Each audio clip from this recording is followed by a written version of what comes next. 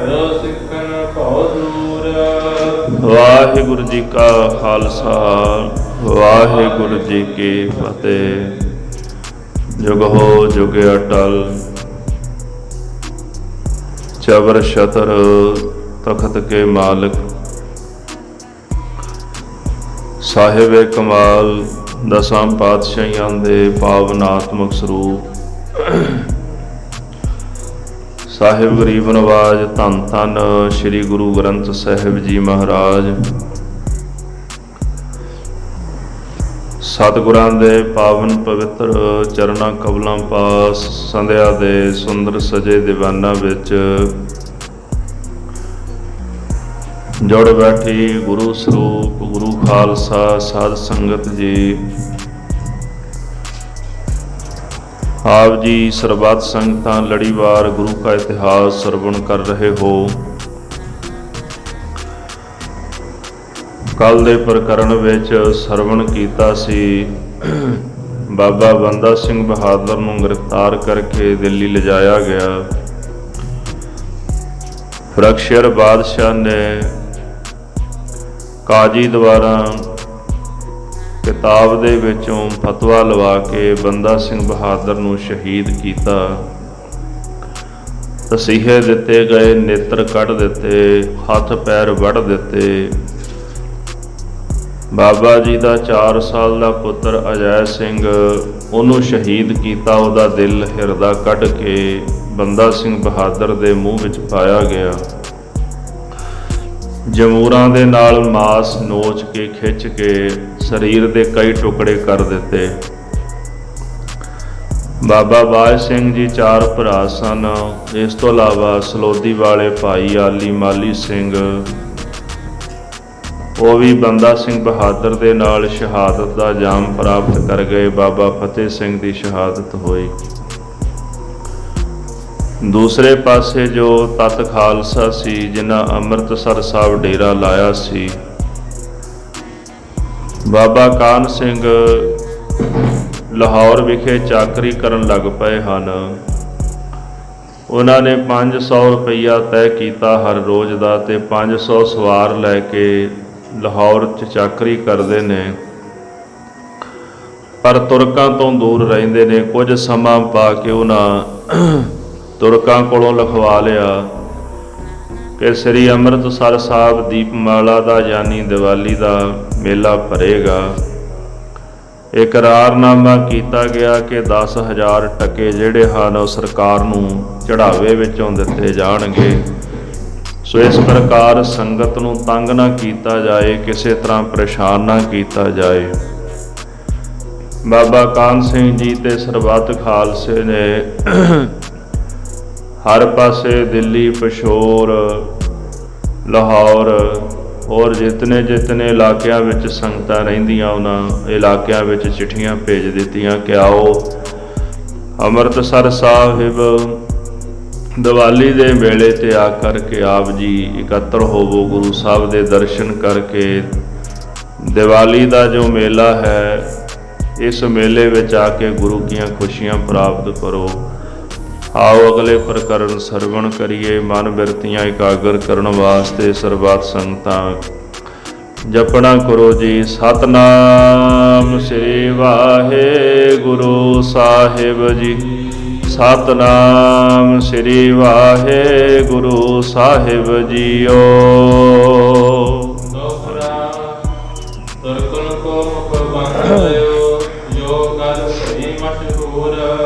ਬਾਬਾ ਕਾਨ ਸਿੰਘ ਜੀ ਨੇ ਲਾਹੌਰ ਦੇ ਸੂਬੇਦਾਰ ਦੇ ਨਾਲ ਸਲਾਹ ਮਸ਼ਵਰਾ ਕਰਕੇ ਜੋ ਇਕਰਾਰਨਾਮਾ ਲਿਖਵਾ ਲਿਆ ਕਿ ਦੀਵਾਲੀ ਦਾ ਮੇਲਾ ਭਰੇਗਾ।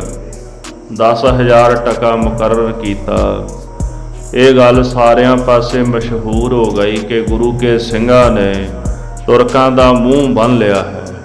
ਭਾਵ ਉਹਨਾਂ ਦੇ ਨਾਲ ਸੁਲ੍ਹਾ ਸੰਧੀ ਕਰਕੇ ਤੇ ਦੀਵਾਲੀ ਦਾ ਜਿਹੜਾ ਮੇਲਾ ਹੈ ਉਹ ਮੇਲਾ ਬਣਾਉਣ ਦੀ ਵਿਉਂਤ ਖਾਲਸੇ ਨੇ ਬਣਾਈ ਹੈ।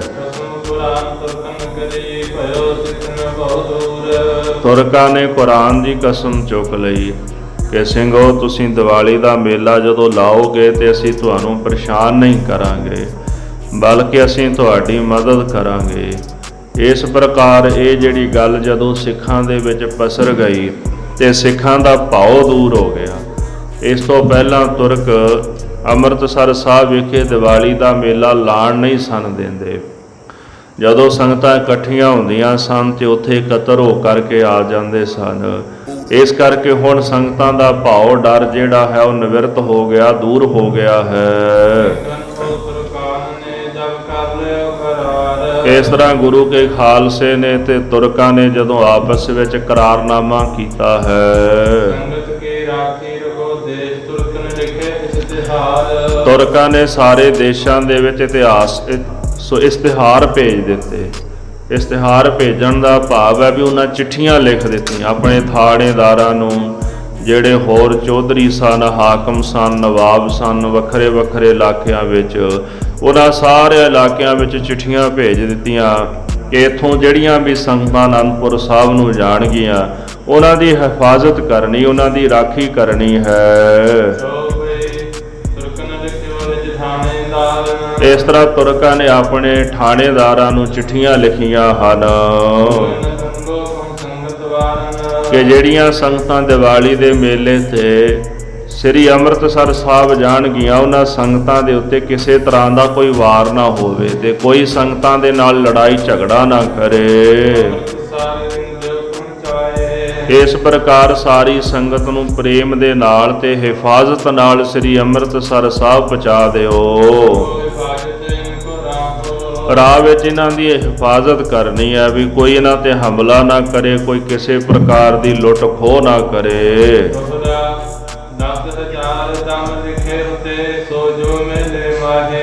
ਗੁਰੂ ਕੇ ਖਾਲਸੇ ਨੇ 10,000 ਜਿਹੜੇ ਦਮੜੇ ਟਕੇ ਕਹਿ ਲਓ ਉਹ ਲਿਖੇ ਸਨ। ਇਕਰਾਰ ਕੀਤਾ ਗਿਆ ਸੀ ਕਿ ਜਦੋਂ ਸੰਗਤਾਂ ਇਕੱਠੀਆਂ ਹੋਣਗੀਆਂ ਤੇ ਮੇਲੇ ਵਿੱਚ ਚੜਾਵਾ ਆਵੇਗਾ, ਉਸ ਚੜਾਵੇ ਵਿੱਚੋਂ ਤੁਹਾਨੂੰ 10,000 ਟਕੇ ਦਿੱਤੇ ਜਾਣਗੇ।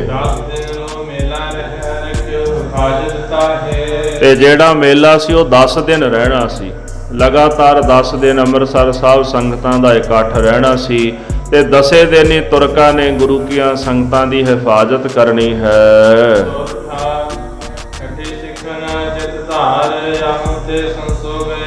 ਗੁਰੂ ਕੇ ਸਿੱਖਾਂ ਨੇ ਹਿਰਦੇ ਵਿੱਚ ਇਹ ਗੱਲ ਧਾਰਨ ਕਰ ਲਈ ਕਿ ਚਲੋ ਚੱਲ ਕੇ ਇਸ ਵਾਰ ਦੀਵਾਲੀ ਦਾ ਮੇਲਾ ਸ੍ਰੀ ਅੰਮ੍ਰਿਤਸਰ ਸਾਹਿਬ ਮਨਾਉਣਾ ਕਰੀਏ, ਗੁਰੂ ਕੇ ਦਰਸ਼ਨ ਦੀਦਾਰ ਕਰੀਏ, ਖਾਲਸੇ ਕੇ ਦਰਸ਼ਨ ਕਰੀਏ। ਤੇ ਸ਼ੰਕਾ ਵੀ ਮਨ ਵਿੱਚੋਂ ਦੂਰ ਹੋ ਗਿਆ ਸੀ ਕਿਉਂਕਿ ਤੁਰਕਾਂ ਨੇ ਇਕਰਾਰ ਕੀਤਾ ਹੋਇਆ ਸੀ ਗੁਰੂ ਕੇ ਖਾਲਸੇ ਨਾਲ ਕਿ ਅਸੀਂ ਸੰਗਤਾਂ ਦੀ ਹਿਫਾਜ਼ਤ ਕਰਾਂਗੇ, ਸੰਗਤਾਂ ਨੂੰ ਪਰੇਸ਼ਾਨ ਨਹੀਂ ਕਰਾਂਗੇ। ਇਸ ਕਰਕੇ ਉਹਨਾਂ ਦੇ ਮਨ ਵਿੱਚੋਂ ਤੁਰਕਾਂ ਦਾ ਸੰਸ਼ਾ ਭੈ ਵੀ ਦੂਰ ਹੋ ਗਿਆ। ਕਿਤੇ ਕਿਤੇ ਸਿੰਘ ਫਿਰ ਸੋਚਣ ਵੀ ਲੱਗੇ, ਮੰਨ ਲਓ ਕਿ ਜੇ ਤੁਰਕ ਸਾਡੇ ਨਾਲ ਬੇਈਮਾਨੀ ਕਰਕੇ ਸਾਡੇ ਤੇ ਹਮਲਾ ਕਰਦੇ ਨੇ, ਸਾਡੇ ਨਾਲ ਧੋਖਾ ਕਰਦੇ ਨੇ, ਤੇ ਜੇ ਅਸੀਂ ਅੰਮ੍ਰਿਤਸਰ ਸਾਹਿਬ ਜਾ ਕੇ ਜੰਗ ਕਰਕੇ ਤੁਰਕਾਂ ਦੇ ਨਾਲ ਜੰਗ ਕਰਕੇ ਮਰ ਵੀ ਗਏ ਤੇ ਗੁਰੂ ਦੇ ਦਰਬਾਰ ਤੇ ਜਾ ਕੇ ਮਰਾਂਗੇ। ਸੋ ਇਹੋ ਜਿਹੇ ਜੀਵਨ ਦੇ ਨਾਲੋਂ ਗੁਰੂ ਦੇ ਦਰ ਤੇ ਜਾ ਕੇ ਤਾਂ ਮਰਨਾ ਭਲਾ, ਮਰਨਾ ਚੰਗਾ ਹੈ। ਇਸ ਪ੍ਰਕਾਰ ਬਹੁਤ ਸਾਰੀ ਸਿੱਖ ਸੰਗਤ ਦੀਵਾਲੀ ਦਾ ਸਮਾਗਮ ਮਨਾਉਣ ਵਾਸਤੇ ਅੰਮ੍ਰਿਤਸਰ ਸਾਹਿਬ ਆਈ ਹੈ। ਸੰਗਤਾਂ ਨੇ ਆ ਕੇ ਬਹੁਤ ਸਾਰੀਆਂ ਭੇਟਾਵਾਂ, ਚੜਾਵਾ ਆਦਿ ਗੁਰੂ ਕੇ ਦਰਬਾਰ ਦੇ ਵਿੱਚ ਭੇਟ ਕੀਤਾ ਹੈ। ਹੁਣ ਸੁਭਾਵਿਕ ਸੀ ਜਦੋਂ ਸੰਗਤਾਂ ਨੇ ਆਉਣਾ ਸੀ ਤੇ ਚੜ੍ਹਤ ਵੀ ਆਉਣੀ ਸੀ, ਮਾਇਆ ਵੀ ਉੱਥੇ ਇਕੱਤਰ ਹੋਣੀ ਸੀ। ਇਸ ਤਰ੍ਹਾਂ ਬਹੁਤੀਆਂ ਸੰਗਤਾਂ ਦੇ ਆਉਣ ਦੇ ਨਾਲ ਬਹੁਤਾ ਚੜਾਵਾ ਜਿਹੜਾ ਗੁਰੂ ਕੇ ਦਰਬਾਰ ਵਿੱਚ ਚੜ੍ਹਿਆ ਹੈ। ਹੁਣ ਗੁਰੂ ਕੇ ਸਿੰਘਾਂ ਨੇ ਉਹ ਸਾਰਾ ਚੜਾਵਾ ਜਿਹੜਾ ਸੀ ਨਾ ਉਹਦੀ ਗਿਣਤੀ ਕਰ ਲਈ। ਉਹਦੇ ਵਿੱਚੋਂ 10,000 ਜਿਹੜੇ ਟਕੇ ਸਨ, ਦਮੜੇ ਸਨ, ਉਹ ਜਾ ਕੇ ਤੁਰਕਾਂ ਨੂੰ ਦੇ ਦਿੱਤੇ। ਇਕਰਾਰ ਕੀਤਾ ਹੋਇਆ ਸੀ ਉਹਨਾਂ ਦੇ ਨਾਲ। ਤੇ ਬਾਕੀ ਜਿਤਨੀ ਮਾਇਆ ਬਚ ਗਈ ਉਹ ਲੈ ਕੇ ਗੁਰੂ ਕੇ ਖਜ਼ਾਨੇ ਵਿੱਚ ਸਾਂਭ ਕੇ ਰੱਖ ਲਈ ਹੈ। ਹੁਣ ਇੱਥੇ ਬੰਦਈ ਵੀ ਆਏ ਹੋਏ ਸਨ, ਜਿਵੇਂ ਭਾਈ ਸਾਹਿਬ ਹਰੀ ਪਿੱਛੇ ਦੱਸ ਆਏ ਨੇ ਕਿ ਕੁਝ ਬੰਦਈ ਖਾਲਸੇ ਵਿੱਚ ਰਲ ਗਏ ਸਨ ਪਰ ਕਪਟੀ ਸਨ।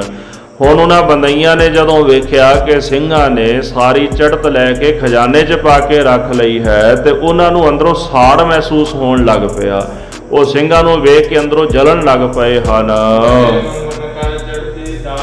ਆ ਕੇ ਦਾਵਾ ਕਰਨ ਲੱਗੇ ਇਹ ਚੜ੍ਹਤ ਸਾਨੂੰ ਵੀ ਦਿਓ। ਤੁਸੀਂ ਸਾਰੀ ਮਾਇਆ ਆਪਣੇ ਕੋਲ ਰੱਖ ਲਈ, ਵੀ ਸਾਨੂੰ ਵੀ ਤਾਂ ਹਿੱਸਾ ਚਾਹੀਦਾ ਹੈ। ਕਯੋ ਖਾਲਸਾ ਦਾਵੋ ਕਾਹੇ। ਖਾਲਸਾ ਕਹਿਣ ਲੱਗਾ ਵੀ ਤੁਹਾਡਾ ਦਾਵਾ ਕਾਹਦਾ, ਤੁਸੀਂ ਤਾਂ ਪੰਥ ਦੇ ਨਾਲੋਂ ਵੱਖਰੇ ਹੋ ਕੇ ਬਹਿ ਗਏ ਹੋ। ਤੁਹਾਡਾ ਜਿਹੜਾ ਇਸ ਚੜ੍ਹਤ ਦੇ ਉੱਤੇ ਕਿਸੇ ਤਰ੍ਹਾਂ ਦਾ ਕੋਈ ਦਾਵਾ ਨਹੀਂ ਹੈ, ਕਿਉਂਕਿ ਤੁਸੀਂ ਖਾਲਸੇ ਨਾਲ ਕਿਸੇ ਤਰ੍ਹਾਂ ਦਾ ਕੋਈ ਮੇਲ ਨਹੀਂ ਰੱਖਿਆ। ਤੁਸੀਂ ਤਾਂ ਆਪਣਾ ਵੱਖਰਾ ਪੰਥ ਬਣਾ ਕੇ ਬੈਠੇ ਹੋਏ ਹੋ, ਤੇ ਤੁਹਾਡਾ ਫਿਰ ਗੁਰੂ ਘਰ ਤੇ ਦਾਵਾ ਨਹੀਂ ਪੁੱਗਦਾ। ਤੇ ਤੁਸੀਂ ਤਾਂ ਫਤਿਹ ਦਰਸ਼ਨ ਬੁਲਾਉਂਦੇ ਹੋ। ਜਿਵੇਂ ਪਿੱਛੇ ਜ਼ਿਕਰ ਕੀਤਾ ਹੈ, ਵਾਹਿਗੁਰੂ ਦੀ ਜਗ੍ਹਾ ਤੇ ਦਰਸ਼ਨ ਸ਼ਬਦ ਵਰਤਦੇ ਸਨ ਬੰਦਾਈ। ਦਰਸ਼ਨ ਆਪਾਂ ਕਹਿੰਦੇ ਨਾ ਵਾਹਿਗੁਰੂ ਜੀ ਕਾ ਖਾਲਸਾ, ਉਹ ਦਰਸ਼ਨ ਜੀ ਕਾ ਖਾਲਸਾ, ਦਰਸ਼ਨ ਜੀ ਕੀ ਫਤਿਹ ਬੋਲਦੇ ਸਨ। ਤੇ ਜਿਹੜੇ ਖਾਲਸੇ ਸਨ ਉਹ ਵਾਹਿਗੁਰੂ ਜੀ ਕਾ ਖਾਲਸਾ, ਵਾਹਿਗੁਰੂ ਜੀ ਕੀ ਫਤਿਹ ਬੋਲਦੇ ਸਨ। ਇਸ ਕਰਕੇ ਤੁਮ ਫਤਿਹ ਦਰਸ਼ਨੀ ਹਮ ਗੁਰ ਕਹਿ ਫਤਿਹ।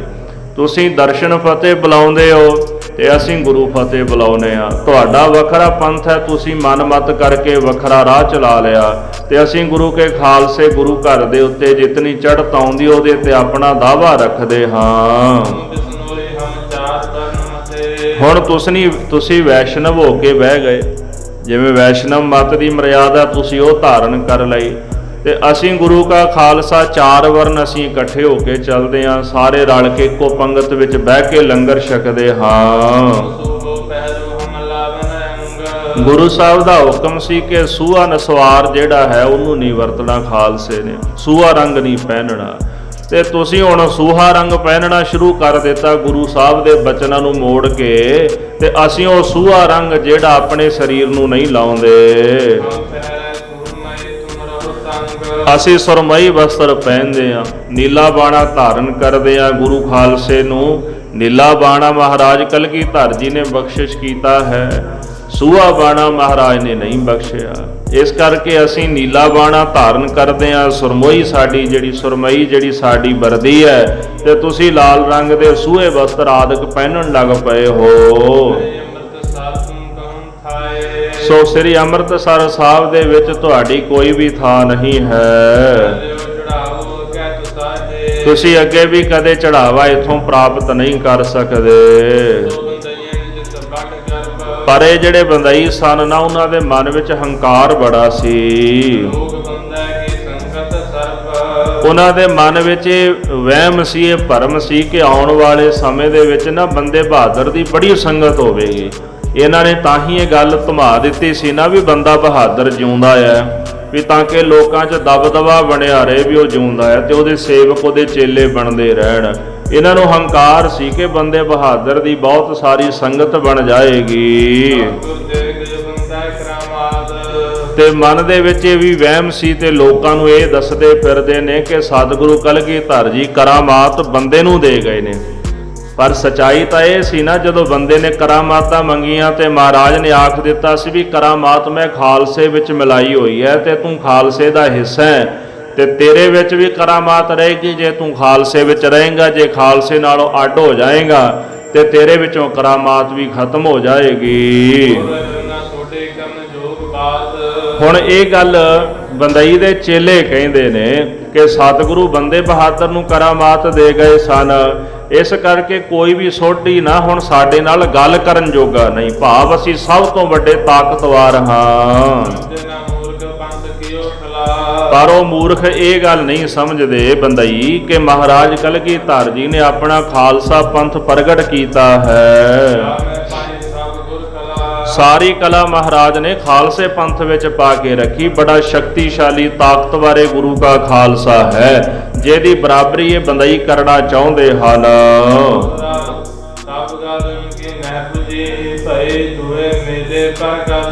ਸਾਧ ਸੰਗਤ ਜੀ ਕਹਿੰਦੇ ਉਸ ਵਕਤ ਆਪਸ ਦੇ ਵਿੱਚ ਕੋਈ ਮੇਲ ਜੋਲ ਨਾ ਹੋ ਸਕਿਆ। ਇਹਨਾਂ ਨੇ ਹੁਣ ਗੱਲਬਾਤ ਕੀਤੀ, ਸਾਨੂੰ ਚੜਾਵਾ ਦਿਓ। ਸਿੰਘਾਂ ਨੇ ਚੜਾਵਾ ਨਹੀਂ ਦਿੱਤਾ, ਉਹਨਾਂ ਦੀ ਉੱਥੇ ਗੱਲ ਪੁੱਗੀ ਨਹੀਂ ਹੈ। ਬੰਦਾਈ ਹੁਣ ਇਹ ਮਨ ਵਿੱਚ ਧਾਰ ਕੇ ਬਹਿ ਗਏ, ਭਾਈ ਦੂਏ ਮੇਲੇ ਪਰ ਗੱਲ ਕਿ ਅਸੀਂ ਹੁਣ ਅਗਲੇ ਮੇਲੇ ਤੇ ਇਹਨਾਂ ਕੋਲੋਂ ਚੜਾਵਾ ਜ਼ਰੂਰ ਲੈਣਾ ਹੈ। ਪਰ ਉਹਨਾਂ ਨੇ ਇਸ ਵਾਰ ਦੰਗੋ ਕਰਨੋਂ ਉਨ ਠਠਿਓ, ਉਹਨਾਂ ਨੇ ਜੰਗ ਕਰਨਾ ਠੱਠ ਲਿਆ ਵੀ ਅਸੀਂ ਹੁਣ ਸਿੰਘਾਂ ਨਾਲ ਜੰਗ ਕਰਾਂਗੇ। ਬੰਦਾਈ ਉਤਰੇ ਇੱਕ ਵੱਲ ਤੇ ਜਿਹੜੇ ਬੰਦਾਈ ਸਨ ਉਹਨਾਂ ਨੇ ਨਾ ਇੱਕ ਪਾਸੇ ਆਪਣਾ ਉੱਥੇ ਡੇਰਾ ਲਾ ਲਿਆ।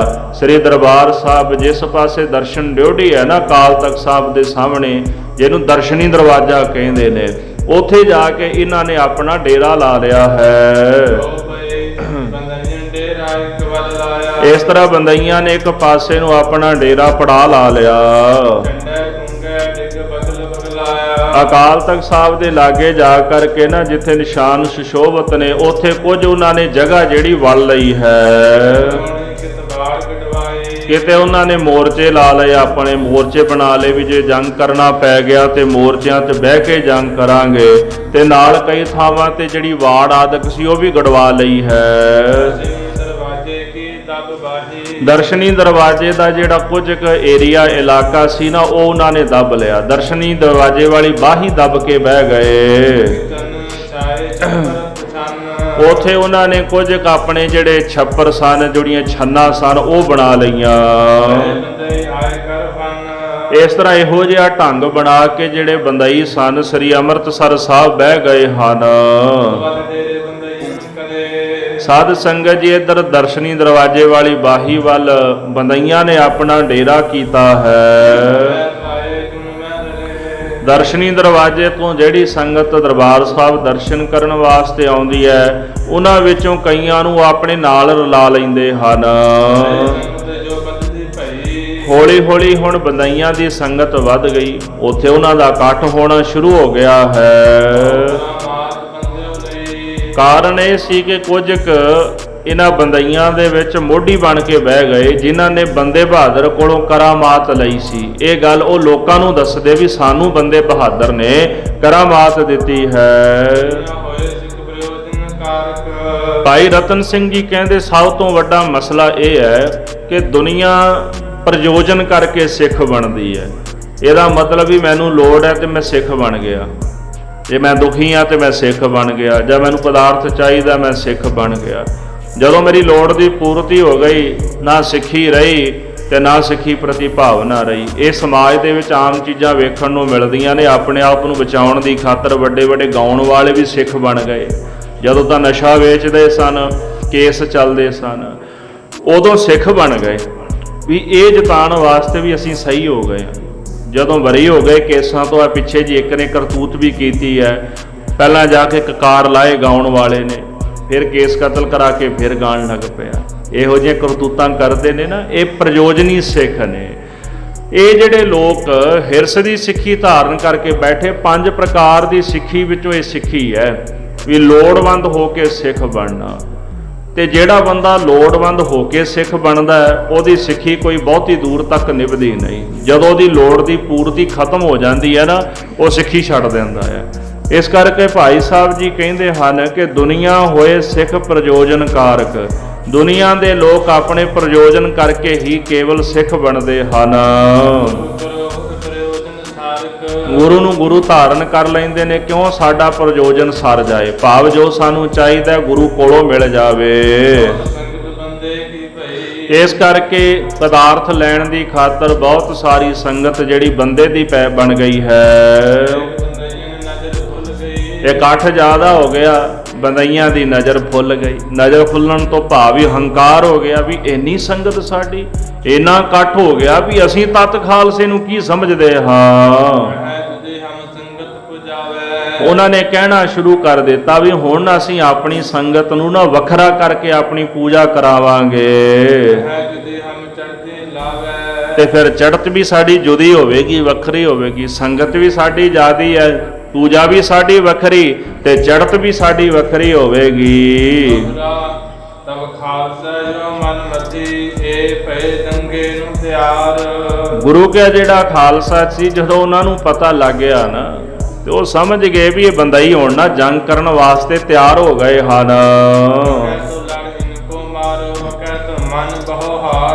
ਹੁਣ ਸਿੰਘ ਸਲਾਹਾਂ ਕਰਨ ਲੱਗੇ, ਕਹਿੰਦੇ ਵੀ 2 ਗੱਲਾਂ ਨੇ ਵੀ ਜਾਂ ਤਾਂ ਆਪਾਂ ਇਹਨਾਂ ਦੇ ਨਾਲ ਲੜ ਕੇ ਇਹਨਾਂ ਨੂੰ ਮਾਰ ਦਈਏ, ਵੀ ਇਹ ਜਿਹੜਾ ਹੁਣ ਕਲੇਸ਼ ਗੁਰੂ ਘਰ ਦੇ ਵਿੱਚ ਖੜਾ ਕਰ ਰਹੇ ਨੇ ਨਾ ਚੜਾਵੇ ਦਾ, ਵੀ ਇਹ ਮੁੱਕ ਜਾਣਗੇ ਤੇ ਕਲੇਸ਼ ਵੀ ਮੁੱਕ ਜਾਏਗਾ। ਤੇ ਦੂਜਾ ਰਸਤਾ ਇਹ ਹੈ ਵੀ ਅਕੈ ਤੋਂ ਮਨ ਬਹੁ ਹਾਰ, ਜਾਂ ਫਿਰ ਇਹਨਾਂ ਤੋਂ ਹਾਰ ਮੰਨ ਕੇ ਬਹਿ ਜਾਈਏ ਵੀ ਜਿਵੇਂ ਇਹ ਕਹਿੰਦੇ ਨੇ ਉਵੇਂ ਇਹਨਾਂ ਦੀ ਗੱਲ ਮੰਨ ਲਈਏ। ਹੁਣ ਕੇਵਲ ਸਾਡੇ ਕੋਲ ਦੋ ਹੀ ਰਸਤੇ ਹਨ।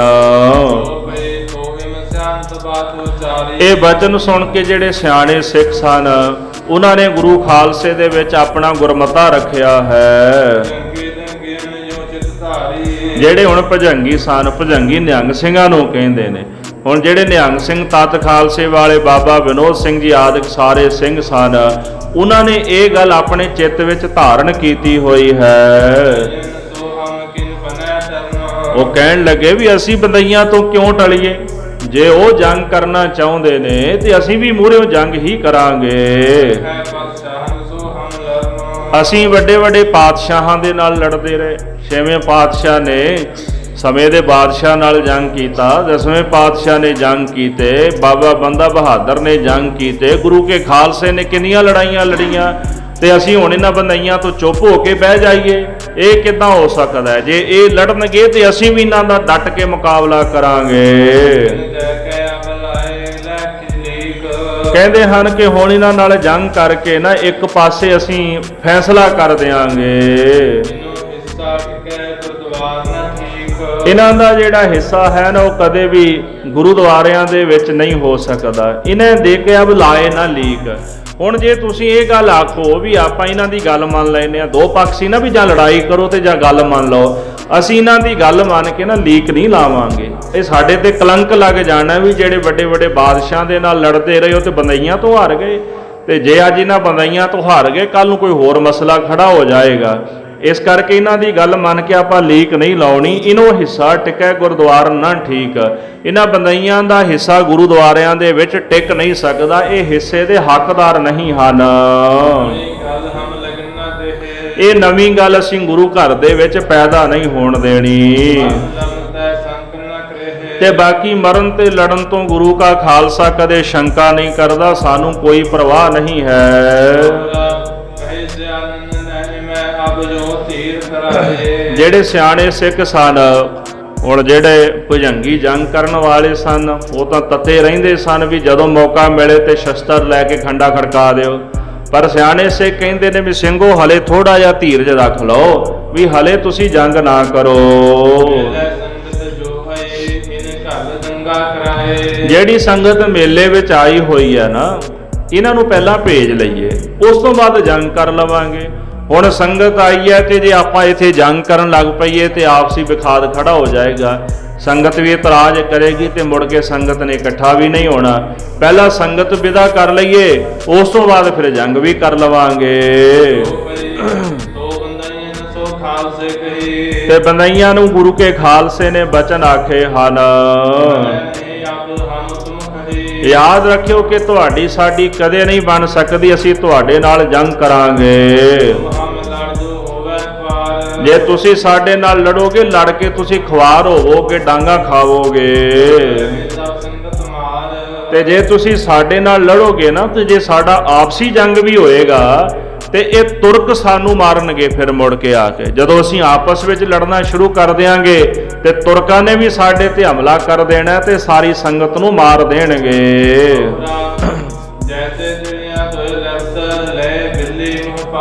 ਜਿਵੇਂ ਦੋ ਚਿੜੀਆਂ ਆਪਸ ਵਿੱਚ ਲੜਦੀਆਂ ਹੁੰਦੀਆਂ ਨੇ ਨਾ, ਤੇ ਬਿੱਲੀ ਬਹਿ ਕੇ ਵੇਖਦੀ ਹੁੰਦੀ ਹੈ, ਉਹ ਝਪਟਾ ਮਾਰ ਕੇ ਦੋਨਾਂ ਨੂੰ ਮੁਕਾ ਦਿੰਦੀ ਹੈ।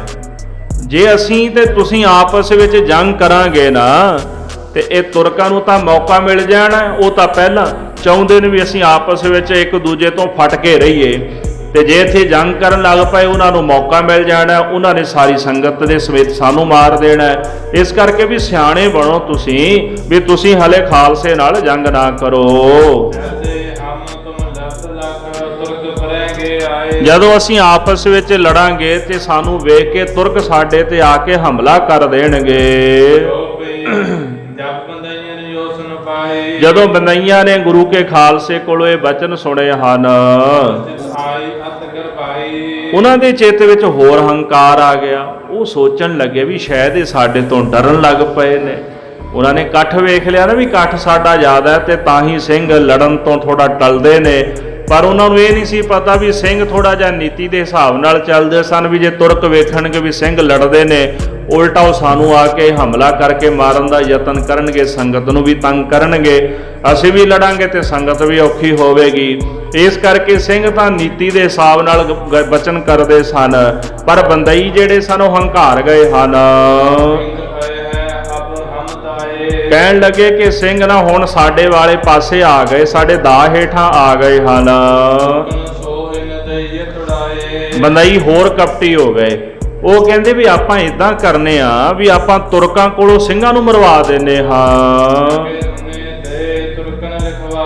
ਆਪਾਂ ਇਸ ਤਰ੍ਹਾਂ ਕਰਦੇ ਆ ਵੀ ਜਿਹੜੇ ਦੂਣੇ ਟਕੇ ਨੇ ਨਾ ਆਪਾਂ ਉਹ ਲਿਖਵਾ ਦਿੰਨੇ ਆ। ਦੂਣੇ ਟਕਿਆਂ ਤੋਂ ਭਾਵ ਵੀ ਜੇ ਸਿੰਘਾਂ ਨੇ 10,000 ਟਕਾ ਤੁਰਕਾਂ ਨੂੰ ਦੇਣਾ ਹੈ ਤੇ ਆਪਾਂ 20,000 ਟਕਾ ਦੇ ਦਿੰਨੇ ਹਾਂ। ਜਦੋਂ ਆਪਾਂ 20,000 ਟਕਾ ਤੁਰਕਾਂ ਨੂੰ ਦੇਾਂਗੇ ਤਾਂ ਉਹ ਤਾਂ ਪਹਿਲਾਂ ਹੀ ਲਾਲਚੀ ਨੇ, ਉਹਨਾਂ ਨੇ ਲਾਲਚ ਵਸ ਹੋ ਕਰਕੇ ਸਿੰਘਾਂ ਤੇ ਹਮਲਾ ਕਰਨਾ ਤੇ ਇਸ ਤਰੀਕੇ ਨਾਲ ਆਪਾਂ ਤੱਤ ਖਾਲਸੇ ਦੀ ਪਿੱਠ ਤੜਵਾ ਦੇਾਂਗੇ। ਜਿਹੜੇ ਤੁਰਕ ਹਨ ਉਹ ਲਾਲਚੀ ਹਨ ਮਾਇਆ ਦੇ ਧਨ ਦੇ। ਇਹ ਜਿਹੜਾ ਲਾਲਚ ਤੁਰਕਾਂ ਨੂੰ ਦੇ ਕੇ ਆਪਾਂ ਸਿੰਘਾਂ ਨੂੰ ਘੇਰ ਦਿਆਂਗੇ, ਨਾਸ਼ ਕਰ ਦਿਆਂਗੇ।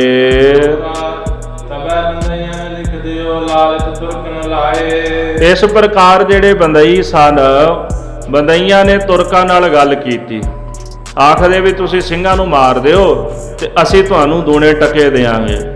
ਹੁਣ ਉਹ ਲਾਲਚੀ ਸਨ, ਉਹ ਮੰਨ ਗਏ ਤੇ ਉਹਨਾਂ ਇਕਰਾਰਨਾਮਾ ਕਰ ਲਿਆ ਤੇ 20,000 ਜਿਹੜੇ ਟਕੇ ਉਹ ਲਿਖਵਾ ਲਏ ਹਨ। ਜਿਹੜੀ ਵੀ ਇੱਥੇ ਚੜ੍ਹਤ ਹੋਵੇਗੀ ਨਾ, ਉਸ ਚੜ੍ਹਤ ਦੇ ਵਿੱਚੋਂ ਅਸੀਂ ਤੁਹਾਨੂੰ 20,000 ਟਕੇ ਦੇ ਦਿਆਂਗੇ। ਤੁਰਕਾਂ ਨੇ ਜਦੋਂ ਇਹ ਬਚਨ ਸੁਣੇ, ਇਕਰਾਰਨਾਮਾ ਕਰ ਲਿਆ, ਹੁਣ ਉਹਨਾਂ ਨੂੰ ਤਾਂ ਇਹੋ ਗੱਲ ਚਾਹੀਦੀ ਸੀ। ਇੱਕ ਟਕੇ ਵੱਧ ਗਏ, ਦੂਜਾ ਸਿੰਘਾਂ ਦਾ ਵੀ ਨਾਸ਼ ਹੋ ਜਾਏਗਾ। ਉਹ ਸੋਚਦੇ ਨੇ ਵੀ ਇੱਕੋ ਸਮੇਂ ਵਿੱਚ ਦੋਨੇ ਕਾਰਜ ਹੋ ਜਾਣਗੇ। ਇਹ ਆਪਸ ਵਿੱਚ ਲੜ ਕੇ ਮਰਨਗੇ ਤੇ ਖੁਆਰ ਹੋਣਗੇ। ਜਿਸ ਥਾਣੇਦਾਰ ਦੀ ਡਿਊਟੀ ਲਾਈ ਸੀ ਨਾ ਉੱਥੇ ਸੇਵਾ ਕਰਨ ਦੀ ਵੀ, ਸੰਗਤ ਦੀ ਹਿਫਾਜ਼ਤ ਕਰਨੀ, ਉਹ ਲਾਲਚੀ ਹੋ ਗਿਆ। ਉਹਦੇ ਮਨ ਦੇ ਵਿੱਚ ਮਾਇਆ ਦਾ ਲਾਲਚ ਪੈਦਾ ਹੋ ਗਿਆ ਤੇ ਸਿੰਘਾਂ ਨੂੰ ਮਾਰਨ ਤੇ ਤੁਲ ਗਿਆ ਹੈ। ਇਧਰ ਜਿਹੜੇ ਦੰਗਾਈ ਸਨ ਉਹ ਵੀ ਦੰਗਾ ਕਰਨ ਤੋਂ ਪਿੱਛੇ ਨਹੀਂ ਹਟਦੇ। ਸਿੰਘ ਆਪਣੇ ਮਨ ਵਿੱਚ ਇਸ ਗੱਲ ਨੂੰ ਜਾਣ ਗਏ ਵੀ ਹੁਣ ਇਹ ਬੰਦਾਈ ਸਾਡੇ ਨਾਲ ਜੰਗ ਕਰਕੇ ਹੀ ਹਟਣਗੇ। ਗੁਰੂ ਕੇ ਖਾਲਸੇ ਨਿਹੰਗ ਸਿੰਘ ਕਹਿਣ ਲੱਗੇ ਵੀ ਇੱਕੋ ਇੱਕੀ ਹੋਣ ਤੋਂ ਬਿਨਾਂ ਨਾ ਹੁਣ ਮਸਲਾ ਹੱਲ ਨਹੀਂ ਹੋਣਾ, ਭਾਵ ਇਹਨਾਂ ਨਾਲ ਦੋ ਹੱਥ ਕਰਨੇ ਹੀ ਪੈਣੇ ਨੇ। ਜਦੋਂ ਦੋ ਹੱਥ ਹੋਣਗੇ ਨਾ ਬੰਦਈਆਂ ਦੇ ਨਾਲ ਤੇ ਫਿਰ ਮਸਲਾ ਹੱਲ ਹੋਵੇਗਾ। ਜਿੰਨੀ ਦੇਰ ਤੱਕ ਇਹਨਾਂ ਨੂੰ ਹੱਥ ਨਹੀਂ ਨਾ ਲੱਗਦੇ ਖਾਲਸੇ ਦੇ ਬੰਦਈਆਂ ਨੂੰ, ਓਨੀ ਦੇਰ ਤੱਕ ਇਹਨਾਂ ਨੇ ਸਾਡਾ ਪਿੱਛਾ ਨਹੀਂ ਛੱਡਣਾ।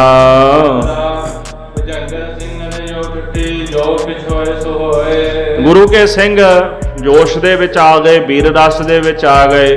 ਕਹਿਣ ਲੱਗੇ ਵੀ ਜੋ ਹੋਵੇਗਾ ਸੋ ਦੇਖੀ ਜਾਏਗੀ। ਇੱਕ ਵਾਰੀ ਨਾ ਬੰਦਈਆਂ ਨਾਲ ਜੰਗ ਕਰਕੇ ਨਾ ਇਹਨਾਂ ਦਾ ਘਾਤ ਕਰ ਦੇਣਾ ਹੈ। ਇਹ ਤੁਰਕ ਦੇ ਜਿਹੜੇ ਬੰਦਈ ਨੇ ਨਾ, ਇਹਨਾਂ ਦੋਨਾਂ ਨੂੰ ਚੰਡੀ ਭੇਟ ਕਰ ਦਈਏ, ਸ਼ਸਤਰਾਂ ਦੇ ਭੇਟ ਕਰ ਦਈਏ। ਜਦੋਂ ਬਾਬਾ ਕਾਹਨ ਸਿੰਘ ਨੇ ਸਾਰਾ ਮਸਲਾ ਵੇਖਿਆ ਤੇ ਉਹ ਗੁਰੂ ਕੇ ਖਾਲਸੇ ਨੂੰ ਕਹਿਣ ਲੱਗੇ ਹਨ, ਆਖਣ ਲੱਗੇ ਨੇ ਵੀ ਇਹ ਸਾਡੀ ਪ੍ਰਤੀਤ ਨਹੀਂ ਕਿ ਅਸੀਂ ਜੰਗ ਨਾ ਕਰੀਏ, ਭਾਵ ਸਾਡੀ ਪ੍ਰਤੀਤ ਜੰਗ ਦੇ ਵਿੱਚ ਹੀ ਹੈ ਕਿ ਜਦੋਂ ਮੌਕਾ ਮਿਲੇ ਗੁਰੂ ਕੇ ਹੁਕਮਾਂ ਅਨੁਸਾਰ ਤੇ ਦੁਸ਼ਟਾਂ ਦਾ ਸੋਧਾ ਲਾਉਣ ਵਾਸਤੇ ਗੁਰੂ ਕਾ ਖਾਲਸਾ ਜੰਗ ਕਰੇ। ਪਰ ਇੱਕ ਚੀਜ਼ ਖਾਲਸਾ ਜੀ ਹੋਰ ਵੀ ਹੈ, ਇੱਕ ਪੱਖ ਹੋਰ ਵੀ ਸੋਚੋ ਵੀ ਜੇ ਅਸੀਂ ਜੰਗ ਕਰਨ ਲੱਗ ਗਏ ਨਾ ਤੇ ਸਾਡਾ ਨੁਕਸਾਨ ਕੀ ਹੋਵੇਗਾ। ਅਸੀਂ ਕੋਹਾਂ ਤੋਂ ਗੁਰੂ ਕੇ ਸਿੱਖ ਦਰਬਾਰ ਸਾਹਿਬ ਦੀਵਾਲੀ ਦੇ ਮੇਲੇ ਤੇ ਮੰਗਵਾਏ ਹਨ। ਜਦੋਂ ਇੱਥੇ ਜੰਗ ਹੋਣ ਲੱਗ ਪਿਆ, ਤੁਰਕ ਜਿਹੜੇ ਨੇ ਬੰਦਈਆਂ ਦੇ ਨਾਲ ਰਲ ਗਏ ਨੇ ਤੇ ਉਹ ਜਿਹੜੇ ਸਿੱਖ ਇੱਥੇ ਆਏ ਹੋਏ ਨੇ ਉਹਨਾਂ ਸਿੱਖਾਂ ਦੀ ਜਾਨ ਚਲੀ ਜਾਏਗੀ। ਬਿਨਾਂ ਕਾਰਨ ਤੋਂ ਸਿੱਖ ਇੱਥੇ ਸ਼ਹੀਦ ਹੋ ਜਾਣਗੇ। ਤੇ ਸਿਆਣਪ ਇਹਦੇ ਵਿੱਚ ਹੈ ਵੀ ਕੁਝ ਕੁ ਸਮਾਂ ਨਾ ਬਾਅਦ ਘਾਟ ਜਿਹੜੀ ਆਪਣੇ ਸਿਰ ਤੇ ਸਹਿ ਲਵੋ। ਸੰਗਤ ਇਕੱਤਰ ਹੋਈ, ਬਾਣੀ ਪੜਨ ਦਾ, ਸਿਮਰਨ ਕਰਨ ਦਾ ਵੇਲਾ ਹੈ। ਇਸ ਸਮੇਂ ਤੁਸੀਂ ਜੰਗ ਨਾ ਕਰੋ। ਜਬ ਮੇਲੋ ਹੋਏ ਰੁਖਸਤ ਭਾਈ, ਖਾਲਸਾ ਜੀ ਜਦੋਂ ਸਾਰਾ ਮੇਲਾ ਰੁਖਸਤ ਹੋ ਜਾਏਗਾ, ਸੰਗਤਾਂ ਚਲੀਆਂ ਜਾਣਗੀਆਂ, ਕਰ ਲੇਜੈ ਜੋ ਚਿਤ ਆਈ। ਫਿਰ ਤੁਹਾਡੇ ਚਿੱਤ ਵਿੱਚ ਜੋ ਆਵੇ ਨਾ ਤੁਸੀਂ ਕਰ ਲਿਓ। ਹੁਣ ਥੋੜਾ ਜਿਹਾ ਟਿਕਾ ਵਿੱਚ ਆ ਜਾਓ। ਹੁਣ ਜੰਗ ਨਾ ਕਰੋ, ਜਿਵੇਂ ਕਿਵੇਂ ਕਰਕੇ ਔਖੇ ਸੌਖੇ ਮਸਲਾ ਟਾਲ ਦਿਓ, ਤੇ ਜਦੋਂ ਸੰਗਤ ਚਲੀ ਜਾਏਗੀ ਤੇ ਮੁੜ ਕੇ ਆਪਾਂ ਜੰਗ ਕਰਕੇ ਨਾ ਬੰਦਈਆਂ ਤੇ ਤੁਰਕਾਂ ਦਾ ਘਾਤ ਕਰ ਦਿਆਂਗੇ। ਦੋਹਰਾ ਮੇਲੋ ਰੁਖਸਤ ਜਾ ਭਇਓ, ਚੜ੍ਹਤੇ ਚੜਾਏ ਦਰਬਾਰ। ਸਾਧ ਸੰਗਤ ਜੀ ਬਹੁਤ ਸਾਰੀ ਸੰਗਤ ਆਈ, ਦਰਬਾਰ ਸਾਹਿਬ ਬਹੁਤ ਸਾਰੀ ਚੜ੍ਹਤ ਹੋਈ, ਮਾਇਆ ਆਈ। ਉਸ ਸਮੇਂ ਸ੍ਰੀ ਦਰਬਾਰ ਸਾਹਿਬ ਦੇ ਹੈੱਡ ਗ੍ਰੰਥੀ ਸਿੰਘ ਸਾਹਿਬ ਭਾਈ ਸਾਹਿਬ ਭਾਈ ਮਨੀ ਸਿੰਘ ਜੀ ਸਨ। ਉਹ ਸੇਵਾ ਕਰਦੇ ਸਨ ਉਥੇ, ਤੇ ਭਾਈ ਮਨੀ ਸਿੰਘ ਜੀ ਸੇਵਾ ਕਰਦੇ ਸਨ। ਸੰਗਤਾਂ ਨੂੰ ਨਾ ਰੁਖਸਤ ਕੀਤਾ, ਸਾਰੀਆਂ ਸੰਗਤਾਂ ਵਾਪਸ ਚਲੀਆਂ ਗਈਆਂ ਹਨ।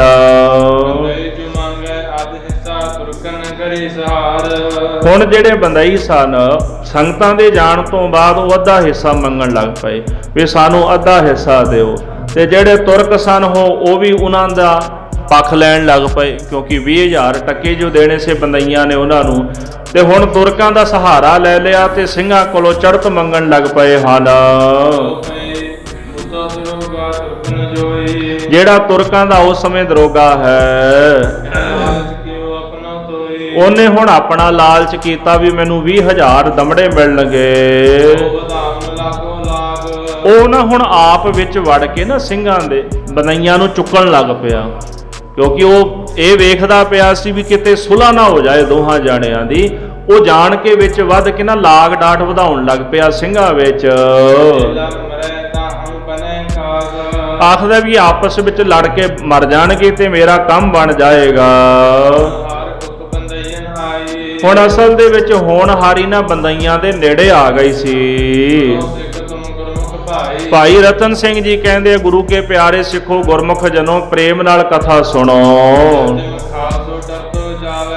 ਹੁਣ ਖਾਲਸਾ ਤਾਂ ਟਾਲਦਾ ਸੀ ਮਸਲਾ ਵੀ ਸਿੰਘ ਆਪਸ ਵਿੱਚ ਨਾ ਲੜਨ ਕਿਸੇ ਨਾ ਕਿਸੇ ਤਰੀਕੇ। ਆ ਸਾਡੇ ਵਾਲੇ ਵੀ ਅੱਜ ਕੱਲ ਲੜਨ ਨੂੰ ਹਰ ਵਕਤ ਤਿਆਰ ਰਹਿੰਦੇ ਨੇ, ਪੱਲੇ ਭਾਵੇਂ ਕੱਖ ਨਾ ਹੋਵੇ ਤੇ ਆਪਣੇ ਆਪ ਨੂੰ ਸਾਬਤ ਕਰਨ ਵਾਸਤੇ ਲੜਨ ਵਾਸਤੇ ਹਰ ਵਕਤ ਤਿਆਰ ਰਹਿੰਦੇ ਨੇ। ਗੁਰੂ ਕੇ ਪੰਥ ਦਾ ਖਿਆਲ ਕਿਸੇ ਨੂੰ ਨਹੀਂ ਹੁੰਦਾ। ਖਾਲਸੇ ਬੜੇ ਸਿਆਣੇ ਸਨ ਉਸ ਸਮੇਂ ਦੇ ਵਿੱਚ ਵੀ ਚਲੋ ਕੋਈ ਨਹੀਂ, ਵੀ ਜੇ ਮਸਲਾ ਟਲਦਾ ਤੇ ਟਾਲ ਦਿਓ ਕਿਸੇ ਤਰੀਕੇ ਦੇ ਨਾਲ। ਖਾਲਸਾ ਟਲਦਾ ਸੀ ਪਰ ਬੰਦਈ ਨਹੀਂ ਸਨ ਟਲਦੇ। ਉਹਨਾਂ ਨੂੰ ਸੀ ਵੀ ਅਸੀਂ ਜੰਗ ਕਰਕੇ ਸਿੰਘਾਂ ਨੂੰ ਮਾਰ ਦਿਆਂਗੇ, ਇਹਨਾਂ ਦੀ ਥੋੜੀ ਗਿਣਤੀ ਹੈ ਤੇ ਸਾਡੇ ਕੋਲ ਬਹੁਤੇ ਹਨ। ਜਿਉਂ-ਜਿਉਂ ਸਿੰਘ ਇਹ ਮਸਲਾ ਟਾਲਦੇ ਨੇ ਤਿਉਂ-ਤਿਉਂ ਬੰਦਈ ਸਿਰ ਚੜ੍ਹਦੇ ਆਉਂਦੇ ਹਨ। ਉਹ ਕਹਿਣ ਲੱਗੇ ਵੀ ਖਾਲਸਾ ਨਾ ਸਾਡੇ ਕੋਲੋਂ ਜੰਗ ਵਿੱਚੋਂ ਹਾਰੇਗਾ, ਅਸੀਂ ਤੁਰਕਾਂ ਦੇ ਨਾਲ ਮਿਲ ਕੇ ਨਾ ਸਾਰੇ ਸਿੰਘਾਂ ਨੂੰ ਮਾਰ ਦਿਆਂਗੇ। ਤੇ ਫਿਰ ਜਿੰਨੇ ਵੀ ਗੁਰਦੁਆਰੇ ਨੇ ਨਾ, ਸਾਰੇ ਗੁਰਦੁਆਰਿਆਂ ਦਾ ਜਿਹੜਾ ਚੜਾਵਾ ਹੈ ਉਹਦਾ ਅਸੀਂ ਅੱਧ ਟਿਕਾ ਲਿਆਂਗੇ, ਭਾਵ ਕਿ ਅੱਧੀ ਚੜ੍ਹਤ ਅਸੀਂ ਲਵਾਂਗੇ ਤੇ ਅੱਧੀ ਇਹ ਰੱਖ ਲੈਣ। ਇਹੋ ਜਿਹੀਆਂ ਗੱਲਾਂ ਮਨ ਵਿੱਚ ਮਿੱਥ ਕੇ ਨਿਸ਼ਚਾ ਕਰਕੇ ਹੰਕਾਰ ਕਰਦੇ ਹਨ। ਆਖਣ ਲੱਗੇ ਵੀ ਅੱਧਾ ਚੜਾਵਾ ਜਿਹੜਾ ਸਾਡੀ ਸੰਗਤ ਦਾ ਚੜਿਆ ਹੈ, ਇਸ ਕਰਕੇ ਅਸੀਂ ਅੱਧੇ ਚੜਾਵੇ ਦਾ ਦਾਅਵਾ ਕਰਦੇ ਹਾਂ ਵੀ ਅੱਧਾ ਚੜਾਵਾ ਸਾਨੂੰ ਮਿਲਣਾ ਚਾਹੀਦਾ ਹੈ। ਤੇ ਸਿੰਘ ਕਹਿਣ ਲੱਗੇ ਭਾਈ ਇਹ ਗੁਰੂ ਨਾਨਕ ਸਾਹਿਬ ਕਲਗੀਧਰ ਗੁਰੂ ਗੋਬਿੰਦ ਸਿੰਘ ਸਾਹਿਬ ਦਾ ਘਰ ਹੈ, ਇਹ ਗੁਰੂ ਕਾ ਦਰਬਾਰ ਹੈ। ਇਸ ਦਰਬਾਰ ਦੇ ਚੜਾਵੇ ਤੇ ਹੱਕ ਕੇਵਲ ਉਸੇ ਦਾ ਹੀ ਰਹੇਗਾ ਜਿਹੜਾ ਇਸ ਦਰਬਾਰ ਦਾ ਸੇਵਕ ਹੈ ਤੇ ਗੁਰੂ ਕੇ ਹੁਕਮਾਂ ਅਨੁਸਾਰ ਚੱਲਦਾ ਹੈ। ਫਿਰ ਤੁਸੀਂ ਇੱਥੋਂ ਚੜਾਵਾ ਲੈਣ ਵਾਸਤੇ ਕਿਵੇਂ ਦਾਅਵਾ ਕਰ ਰਹੇ ਹੋ? ਤੁਸੀਂ ਆਪਣਾ ਮਤ ਵੱਖਰਾ ਚਲਾਇਆ, ਗੁਰੂ ਤੋਂ ਤੁਸੀਂ ਬੇਮੁਖ ਹੋ, ਮਨਮਤੀਆਂ ਵਾਲੇ ਕੰਮ ਤੁਸੀਂ ਕਰਦੇ ਹੋ, ਤੇ ਤੁਸੀਂ ਅੱਧੇ ਚੜਾਵੇ ਤੇ ਹੱਕ ਕਿਵੇਂ ਜਤਾ ਸਕਦੇ ਹੋ? ਇਸ ਕਰਕੇ ਇੱਥੋਂ ਤੁਹਾਡੀ ਕੋਈ ਕਾਰ ਨਹੀਂ ਬਣਦੀ। ਸਿੰਘਾਂ ਨੇ ਇੱਕ ਮਤਾ ਉਹਨਾਂ ਦੇ ਮੂਹਰੇ ਰੱਖ ਦਿੱਤਾ, ਠੀਕ ਹੈ ਤੁਸੀਂ ਅੱਧਾ ਚੜਾਵਾ ਲੈਣਾ, ਅਸੀਂ ਦੇਣ ਨੂੰ ਤਿਆਰ ਹਾਂ, ਪਰ ਇੱਕ ਸ਼ਰਤ ਹੈ, ਫਤਿਹ ਦਰਸ਼ਨ ਤੁਮ ਛੱਡ ਰਲੋ। ਜਿਹੜੀ ਫਤਿਹ ਦਰਸ਼ਨ ਬੁਲਾਉਂਦੇ ਹੋ ਨਾ, ਜੋ ਬੰਦੇ ਬਹਾਦਰ ਨੇ ਸ਼ੁਰੂ ਕੀਤੀ, ਇਹ ਛੱਡ ਦਿਓ ਤੇ ਅੰਮ੍ਰਿਤ ਪਾਨ ਕਰ ਲਓ। ਪਾਹਲ ਪੀਓ ਸਰਬੰਗ, ਸਾਰੇ ਜਾਣੇ ਅੰਮ੍ਰਿਤ ਪਾਨ ਕਰਕੇ ਤਨਖਾਹ ਲਵਾ ਕੇ ਗੁਰੂ ਕੇ ਖਾਲਸੇ ਦੇ ਵਿੱਚ ਦਾਖਲ ਹੋ ਜਾਓ। ਸਾਰੀਆਂ ਸੰਗਤਾਂ ਦੇ ਵਿੱਚ ਰਲ ਕੇ ਲੰਗਰ ਛਕੋ। ਜੋ ਇੱਥੇ ਲੰਗਰ ਤਿਆਰ ਹੁੰਦਾ ਹੈ ਉਹ ਲੰਗਰ ਛਕੋ। ਖਾਲਸੇ ਦੀ ਭਜੰਗੀਆਂ ਦੀ ਰੀਤ ਧਾਰਨ ਕਰ ਲਓ। ਜੇ ਤੁਸੀਂ ਖਾਲਸਿਆਂ ਵਿੱਚ ਰਲ ਜਾਂਦੇ ਹੋ ਅਸੀਂ ਤੁਹਾਨੂੰ ਚੜ੍ਹਤ ਦੇ ਦੇਵਾਂਗੇ, ਪਰ ਜੇ ਤੁਸੀਂ ਬੰਦਈ ਬਣ ਕੇ ਚੜ੍ਹਤ ਲੈਣਾ ਚਾਹੁੰਦੇ ਹੋ ਫਿਰ ਤੁਹਾਨੂੰ ਇੱਕ ਟਕਾ ਵੀ ਖਾਲਸਾ ਨਹੀਂ ਦੇਵੇਗਾ। ਪਰ ਭਾਈ ਰਤਨ ਸਿੰਘ ਜੀ ਕਹਿੰਦੇ ਜਿਹੜੇ ਬੰਦਈ ਸਨ ਉਹਨਾਂ ਦੇ ਮਨ ਵਿੱਚ ਹੋਰ ਹੰਕਾਰ ਪੈਦਾ ਹੋਇਆ ਹੈ। ਉਹ ਆਪਣੀ ਵੈਸ਼ਨਵ ਮੱਤ ਵਾਲੀ ਰੀਤ ਵੀ ਚਲਾਉਣਾ ਚਾਹੁੰਦੇ ਸਨ ਤੇ ਚੜਾਵਾ ਵੀ ਲੈਣਾ ਚਾਹੁੰਦੇ ਸਨ। ਦਾਵਾ ਕਰਦੇ ਵੀ ਸਾਡੇ ਗੁਰੂ ਵਿੱਚ ਬਹੁਤ ਵੱਡੀ ਕਰਾਮਾਤ ਹੈ। ਆਖੇ ਜੀ ਅਸੀਂ ਤਾਂ ਹੱਥ ਤੇ ਸਰੋਂ ਜਮਾ ਦਈਏ, ਏਡੇ ਕਰਾਮਾਤੀ ਅਸੀਂ ਤਾਕਤਵਾਰ ਹਾਂ। ਸਾਡਾ ਗੁਰੂ ਬੜਾ ਕਲਾ ਧਾਰੀ ਸੀ। ਭਾਵ ਬੰਦੇ ਬਹਾਦਰ ਵੱਲੋਂ ਇਸ਼ਾਰਾ ਕਰਦੇ ਨਾ ਬੰਦਈ, ਸਾਡਾ ਗੁਰੂ ਬੜਾ ਤਾਕਤਵਾਰ ਹੈ। ਉਹ ਤਾਂ ਉਡਾਰੀ ਮਾਰ ਕੇ 100 ਕੋਹਾਂ ਤੱਕ ਚਲਾ ਜਾਂਦਾ ਸੀ। ਸੰਸਾਰ ਦੇ ਵਿੱਚ ਜਿਹੜੇ 6 ਦਰਸ਼ਨ 6 ਮਤ ਹਨ, ਇਸ ਪ੍ਰਕਾਰ ਉਹ ਸਾਰੇ ਆਪਣੇ ਆਪ ਨੂੰ ਗੁਰੂ ਕਹਾਉਂਦੇ ਨੇ ਤੇ ਉਹ ਸਾਰੇ ਬਾਬਾ ਬੰਦਾ ਸਿੰਘ ਬਹਾਦਰ ਦੇ ਅਨੁਸਾਰ ਚੱਲਣ ਵਾਲੇ ਹਨ। ਭਾਈ ਰਤਨ ਸਿੰਘ ਜੀ ਕਹਿੰਦੇ ਗੁਰੂ ਕਹਾਵੈ ਪਾਛਲ ਬਾਦ, ਉਹ ਵੀ ਆਪਸ ਵਿੱਚ ਝਗੜਾ ਆਦਿਕ ਕਰਕੇ ਆਪਣੇ ਆਪ ਨੂੰ ਗੁਰੂ ਕਹਾਉਂਦੇ ਨੇ। ਜਿਵੇਂ ਉਹ ਗੁਰੂ ਕਹਾ ਰਹੇ ਨੇ ਤੇ ਬੰਦਾ ਬਹਾਦਰ ਆਦਿਕ ਉਹਦੇ ਚੇਲੇ ਵੀ ਇਸੇ ਤਰ੍ਹਾਂ ਛਲ ਝਗੜਾ ਕਰਕੇ ਗੁਰੂ ਕਹਾਣਾ ਚਾਹੁੰਦੇ, ਆਪਣਾ ਪੰਥ ਵੱਖਰਾ ਚਲਾਉਣਾ ਚਾਹੁੰਦੇ ਹਨ। ਪਰ ਸਿੰਘ ਕਹਿਣ ਲੱਗੇ ਬੰਦਈਓ ਆ ਜਿਹੜੇ ਮੰਤਰ ਮੁੰਤਰ ਦੀ ਗੱਲ ਤੁਸੀਂ ਕਰਦੇ ਹੋ ਨਾ, ਇਹ ਨਹੀਂ ਅਸੀਂ ਮੰਨਦੇ। ਨਵੋ ਮੰਤਰ ਮੰਤਰ ਅਸੀਂ ਇੱਕੋ ਮੰਤਰ ਮੰਨਦੇ ਹਾਂ, ਜਿਹੜਾ ਮੰਤਰਾਂ ਵਿੱਚੋਂ ਸ਼੍ਰੋਮਣੀ ਮੰਤਰ ਹੈ ਵਾਹਿਗੁਰੂ ਮੰਤਰ, ਅਸੀਂ ਕੇਵਲ ਇਹੀ ਮੰਤਰ ਮੰਨਦੇ ਹਾਂ। ਆ ਜਿਹੜੇ ਮੰਤਰ ਤੁਹਾਡੇ ਗੁਰੂ ਨੇ ਬਣਾਏ ਹੋਏ ਨੇ ਨਾ, ਇਹ ਮੰਤਰ ਗੁਰੂ ਦਾ ਖਾਲਸਾ ਨਹੀਂ ਮੰਨਦਾ। ਤੇ ਜਿਨ੍ਹਾਂ ਤੰਤਰਾਂ ਦੀ ਗੱਲ ਕਰਦੇ ਹੋ ਤੁਸੀਂ, ਗੁਰੂ ਕੇ ਖਾਲਸੇ ਦੀ ਤੇਗ ਦੇ ਅੱਗੇ ਤੰਤਰ ਵੀ ਕਿਸੇ ਤਰ੍ਹਾਂ ਦਾ ਕੋਈ ਨਹੀਂ ਚੱਲਦਾ। ਜੇ ਆਪਣੇ ਆਪ ਨੂੰ ਐਡੇ ਵੱਡੇ ਯੋਧੇ ਸਮਝਦੇ ਹੋ ਤੇ ਚਲੋ ਸਾਡੇ ਨਾਲ ਮੈਦਾਨੇ ਜੰਗ ਵਿੱਚ ਲੜਾਈ ਕਰੋ। ਆ ਜਿਹੜੀਆਂ ਮੰਤਰਾਂ ਜੰਤਰਾਂ ਦੀ ਗੱਲ ਕਰਦੇ ਹੋ, ਤੁਹਾਡਾ ਗੁਰੂ ਉੱਡ ਕੇ ਉੱਥੇ ਤੁਰ ਜਾਂਦਾ ਸੀ, ਉੱਥੇ ਤੁਰ ਜਾਂਦਾ ਸੀ, ਆਹ ਕਰ ਦਿੰਦਾ ਸੀ, ਉਹ ਕਰ ਦਿੰਦਾ ਸੀ, ਇਹ ਗੱਲਾਂ ਅਸੀਂ ਨਹੀਂ ਮੰਨਦੇ। ਅਸੀਂ ਮੰਤਰ ਤੰਤਰ ਨਾਲ ਪਤਿਆਣ ਵਾਲੇ ਨਹੀਂ, ਅਸੀਂ ਤਾਂ ਜੰਗ ਕਰਨ ਵਾਲੇ ਗੁਰੂ ਕੇ ਸਿੱਖਾਂ। ਜੇ ਹਿੰਮਤ ਹੈ ਤੇ ਆਓ ਸਾਡੇ ਨਾਲ ਮੈਦਾਨੇ ਜੰਗ ਵਿੱਚ ਜੂਝ ਕੇ ਵੇਖੋ। ਭਾਈ ਰਤਨ ਸਿੰਘ ਜੀ ਕਹਿੰਦੇ ਇਸ ਤਰ੍ਹਾਂ ਦੋਹਾਂ ਦਲਾਂ ਦੇ ਵਿੱਚ ਆਪਸੀ ਵਿਖਾਦ ਵੱਧ ਗਿਆ ਹੈ।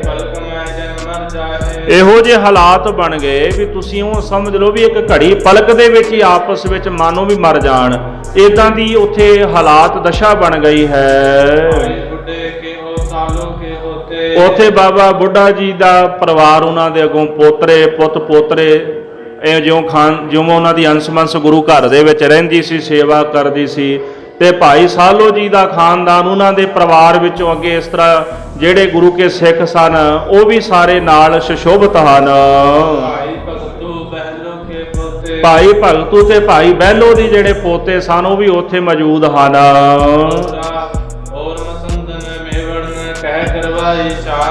ਸਾਧ ਸੰਗਤ ਜੀ ਜਦੋਂ ਆਪਸ ਵਿੱਚ ਉੱਥੇ ਮਸਲਾ ਵੱਧ ਗਿਆ, ਫਿਰ ਉਸ ਮਸਲੇ ਨੂੰ ਨਜਿੱਠਣ ਵਾਸਤੇ ਮੂਹਰੇ ਆਏ ਸਨ ਭਾਈ ਮਨੀ ਸਿੰਘ ਜੀ।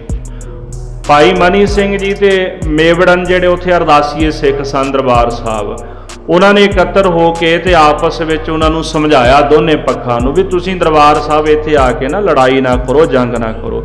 ਉਹਨਾਂ ਨੇ ਸਮਝਾਇਆ ਬੰਦਈਆਂ ਨੂੰ ਤੇ ਨਾਲੇ ਤਤ ਖਾਲਸੇ ਵਾਲੇ ਸਿੰਘਾਂ ਨੂੰ ਵੀ ਆਪਸ ਵਿੱਚ ਸ਼ਾਂਤੀ ਤੇ ਪਿਆਰ ਦੇ ਨਾਲ ਆਪਣਾ ਮਸਲਾ ਹੱਲ ਕਰ ਲਓ, ਤੇ ਜੰਗ ਕਰਨ ਨਾਲ ਲੜਾਈ ਕਰਨ ਦੇ ਨਾਲ ਤੁਹਾਡਾ ਮਸਲਾ ਹੱਲ ਨਹੀਂ ਹੋਣਾ। ਭਾਈ ਮਨੀ ਸਿੰਘ ਜੀ ਉਹਨਾਂ ਨੂੰ ਕਹਿਣ ਲੱਗੇ ਵੀ ਤੁਰਕ ਤਾਂ ਇਹੀ ਚਾਹੁੰਦੇ ਨੇ ਵੀ ਇਹ ਸਾਰੇ ਸਿੰਘ ਆਪਸ ਵਿੱਚ ਲੜ ਕੇ ਮਰ ਜਾਣ। ਉਹਨਾਂ ਵਾਸਤੇ ਹੋਰ ਸੌਖਾ ਕਾਰਜ ਕਿਹੜਾ ਹੋ ਸਕਦਾ ਹੈ? ਉਹ ਚਾਹੁੰਦੇ ਇਹੀ ਨੇ ਵੀ ਤੁਸੀਂ ਆਪਸ ਵਿੱਚ ਲੜ ਕੇ ਨਾ ਤੇ ਉਹਨਾਂ ਦੇ ਮਨ ਦੀ ਇੱਛਾ ਪੂਰਨ ਨਾ ਕਰੋ। ਇਸ ਪ੍ਰਕਾਰ ਦੋਹੇ ਤਰਫ ਦੇ ਜਿਹੜੇ ਸਿਆਣੇ ਸਿੱਖ ਆਪਸ ਵਿੱਚ ਬਚਨ ਕਰਨ ਲੱਗੇ ਹਨ। ਆਪਸ ਵਿੱਚ ਸਲਾਹ ਮਸ਼ਵਰਾ ਕਰਦੇ ਨੇ। ਭਾਈ ਮਨੀ ਸਿੰਘ ਜੀ ਵਿਚਕਾਰ ਵਿਚੋਲੇ ਬਣ ਗਏ, ਉਹਨਾਂ ਦੀ ਸੁਲ੍ਹਾ ਕਰਾਉਣ ਦਾ ਯਤਨ ਕਰਦੇ ਨੇ ਵੀ ਉਹ ਰਸਤਾ ਲੱਭ ਰਹੇ ਨੇ ਵੀ ਜਿਹਦੇ ਨਾਲ ਦੋਹੇ ਧਿਰਾਂ 'ਚ ਸ਼ਾਂਤੀ ਵੀ ਬਣੀ ਰਹੇ ਤੇ ਜੰਗ ਵੀ ਨਾ ਹੋਵੇ ਤੇ ਮਸਲਾ ਵੀ ਹੱਲ ਹੋ ਜਾਵੇ। ਭਾਈ ਮਨੀ ਸਿੰਘ ਜੀ ਨੇ ਇਸ ਪ੍ਰਕਾਰ ਬਚਨ ਆਖਿਆ ਵੀ ਜੇ ਤੁਸੀਂ ਸਾਡੀ ਸਲਾਹ ਮੰਨੋ, ਇਹਦੇ ਨਾਲ ਨਾ ਦੋਨੇ ਤਰਫਾਂ ਤੇ ਸ਼ਾਂਤੀ ਬਣੀ ਰਹੇਗੀ। ਭਾਈ ਮਨੀ ਸਿੰਘ ਜੀ ਕਹਿਣ ਲੱਗੇ ਵੀ ਆਪਾਂ ਇਸ ਤਰ੍ਹਾਂ ਕਰਦੇ ਆਂ ਵੀ ਆਪਾਂ ਸਾਰੀ ਗੱਲ ਨਾ ਕਰਤੇ ਪੁਰਖ ਅਕਾਲ ਪੁਰਖ ਤੇ ਛੱਡ ਦਿੰਦੇ ਆ। ਜੋ ਫੈਸਲਾ ਅਕਾਲ ਪੁਰਖ ਦਾ ਹੋਵੇਗਾ ਤੇ ਦੋਵੇਂ ਧਿਰਾਂ ਜਿਹੜੀਆਂ ਉਸ ਫੈਸਲੇ ਨੂੰ ਮੰਨ ਲੈਣਗੀਆਂ। ਇਸ ਕਰਕੇ ਜੋ ਕਰਤਾ ਕਰੇਗਾ ਖਾਲਸਿਓ ਤੁਸੀਂ ਉਹ ਜਿਹੜਾ ਬਚਨ ਮੰਨ ਲਿਓ। ਸਾਰਾ ਕੁਝ ਕਰਤੇ ਦੇ ਹੱਥ ਵਿੱਚ ਹੈ, ਇਹ ਗੱਲ ਆਪਣੇ ਮਨ ਵਿੱਚ ਜਾਣ ਲਓ। ਵਾਹਿਗੁਰੂ ਅਕਾਲ ਪੁਰਖ ਦੇ ਹੱਥ ਵਿੱਚ ਸਭ ਕੁਝ ਹੈ ਤੇ ਤੁਸੀਂ ਆਪਸ ਵਿੱਚ ਭਾਈ ਲੜ ਕੇ ਕਿਉਂ ਮਰਦੇ ਹੋ, ਕਿਉਂ ਜੰਗ ਕਰਦੇ ਹੋ, ਕਿਉਂ ਅਸ਼ਾਂਤੀ ਜਿਹੜੀ ਆ ਹਰ ਪਾਸੇ ਫੈਲਾਉਂਦੇ ਹੋ। ਭਾਈ ਮਨੀ ਸਿੰਘ ਜੀ ਕਹਿਣ ਲੱਗੇ ਵੀ ਇਸ ਤਰ੍ਹਾਂ ਕਰ ਲਓ ਵੀ 2 ਚਿੱਠੀਆਂ ਲਿਖ ਲਓ ਤੇ 2 ਚਿੱਠੀਆਂ ਲਿਖ ਕੇ ਨਾ ਸ੍ਰੀ ਦਰਬਾਰ ਸਾਹਿਬ ਰੱਖ ਦਿਓ ਤੇ ਜਾਂ ਫਿਰ ਉਹ 2 ਚਿੱਠੀਆਂ ਲੈ ਕੇ ਨਾ ਤੇ ਸ੍ਰੀ ਹਰਿਮੰਦਰ ਸਾਹਿਬ ਦਾ ਜਿਹੜਾ ਪਾਵਨ ਸਰੋਵਰ ਅੰਮ੍ਰਿਤਸਰ ਸਾਹਿਬ ਦਾ, ਇਸ ਸਰੋਵਰ ਦੇ ਵਿੱਚ ਦੋਨੇ ਚਿੱਠੀਆਂ ਪਾ ਦਿਓ। ਇੱਕ ਚਿੱਠੀ ਤੇ ਫਤਿਹ ਦਰਸ਼ਨ ਲਿਖ ਦਿਓ ਤੇ ਇੱਕ ਚਿੱਠੀ ਦੇ ਉੱਤੇ ਗੁਰੂ ਫਤਿਹ ਲਿਖ ਦਿਓ। ਇਸ ਤਰ੍ਹਾਂ 2 ਚਿੱਠੀਆਂ ਤੇ ਦੋਹਾਂ ਦੇ ਉੱਤੇ ਭਾਈ ਗੁਰੂ ਫਤਿਹ ਤੇ ਦਰਸ਼ਨ ਫਤਿਹ ਲਿਖ ਦਿਓ ਤੇ ਜਿਹੜੀ ਚਿੱਠੀ ਤਰ ਕੇ ਪਾਣੀ ਵਿੱਚੋਂ ਜਲ ਵਿੱਚੋਂ ਬਾਹਰ ਆ ਜਾਏਗੀ ਤੇ ਉਸ ਚਿੱਠੀ ਜਿਹੜੀ ਚਿੱਠੀ ਤਰ ਕੇ ਜਲ ਵਿੱਚੋਂ ਬਾਹਰ ਆਏਗੀ ਤੇ ਉਹ ਜਿਹੜੀ ਧਿਰ ਭਾਈ ਸ੍ਰੀ ਹਰਿਮੰਦਰ ਸਾਹਿਬ ਦੀ ਸੇਵਾ ਸੰਭਾਲ, ਗੁਰੂ ਧਾਮਾਂ ਦੀ ਸੇਵਾ ਸੰਭਾਲ ਤੇ ਜਿਹੜਾ ਚੜਾਵਾ ਹੋਵੇਗਾ ਉਹ ਚੜਾਵਾ ਰੱਖੇਗੀ ਤੇ ਉਹੀ ਗੁਰੂ ਦਾ ਅਸਲੀ ਪੰਥ ਹੋਵੇਗਾ। ਤੇ ਜਿਹੜੀ ਚਿੱਠੀ ਡੁੱਬ ਜਾਏਗੀ ਅੰਮ੍ਰਿਤਸਰ ਸਾਹਿਬ ਦੇ ਪਾਵਨ ਜਲ ਦੇ ਵਿੱਚ ਤੇ ਉਹ ਭਾਈ ਗੁਰੂ ਕਾ ਉਹ ਜਿਹੜਾ ਗੁਰੂ ਕੇ ਖਾਲਸੇ ਤੋਂ ਦੂਰ ਹੋ ਜਾਏਗਾ। ਜਿਨ੍ਹਾਂ ਦੀ ਚਿੱਠੀ ਡੁੱਬ ਜਾਏਗੀ ਉਹ ਹਰਿਮੰਦਰ ਸਾਹਿਬ ਦੀ ਝੜਤ ਤੋਂ ਦੂਰ ਹੋ ਜਾਣਗੇ। ਤੇ ਫਿਰ ਇਹਦਾ ਭਾਵ ਹੈ ਕਿ ਉਹਨਾਂ ਦੇ ਪੰਥ ਦਾ ਪ੍ਰਚਾਰ ਨਹੀਂ ਹੋ ਸਕਦਾ ਤੇ ਨਾ ਹੀ ਮਹਾਰਾਜ ਚਾਹੁੰਦੇ ਵੀ ਉਹਨਾਂ ਦਾ ਪੰਥ ਜਿਹੜਾ ਸੰਸਾਰ ਦੇ ਵਿੱਚ ਵੱਧ ਸਕੇ। ਹੁਣ ਤੁਰਕ ਕਹਿਣ ਲੱਗੇ ਵੀ ਚੰਗਾ ਹੋਵੇ ਜੇ ਦੋਨੇ ਹੀ ਡੁੱਬ ਜਾਣ। ਭਾਈ ਮਨੀ ਸਿੰਘ ਤਾਂ ਇਹ ਚਾਹੁੰਦੇ ਸਨ ਵੀ 2 ਚਿੱਠੀਆਂ ਪਾ ਦਿਓ ਜਲ ਵਿੱਚ ਵੀ ਜਿਹਦੀ ਚਿੱਠੀ ਤਰ ਗਈ ਉਹ ਗੁਰੂ ਕਾ ਪੰਥ ਰਹੇਗਾ, ਉਹ ਸੇਵਾ ਸੰਭਾਲੇਗਾ ਤੇ ਚੜਾਵਾ ਲਏਗਾ ਤੇ ਦੂਜਾ ਜਿਹੜਾ ਦਲ ਹੋਏਗਾ ਮਹਾਰਾਜ ਉਹਦਾ ਪ੍ਰਚਾਰ ਨਹੀਂ ਚਾਹੁੰਦੇ ਤੇ ਨਾ ਹੀ ਉਹ ਪ੍ਰਚਾਰ ਕਰ ਸਕਣਗੇ, ਦੂਰ ਹੋ ਜਾਣਗੇ ਉਹ। ਤੇ ਹੁਣ ਤੁਰਕ ਕਹਿੰਦੇ ਵੀ ਦੋਨੇ ਹੀ ਡੁੱਬ ਜਾਣ ਵੀ ਝਗੜਾ ਹੀ ਨਿਬੜੇ ਤੇ ਅਸੀਂ ਸਾਰਾ ਕੁਝ ਸੰਭਾਲ ਲਈਏ। ਤੁਰਕ ਕਹਿੰਦੇ ਜੇ ਦੋਨੇ ਚਿੱਠੀਆਂ ਡਿੱਗ ਗਈਆਂ ਤੇ ਸਾਡਾ ਚੰਗਾ ਕੰਮ ਹੋ ਜਾਏਗਾ, ਖੂਬ ਕੰਮ ਹੋ ਜਾਵੇਗਾ।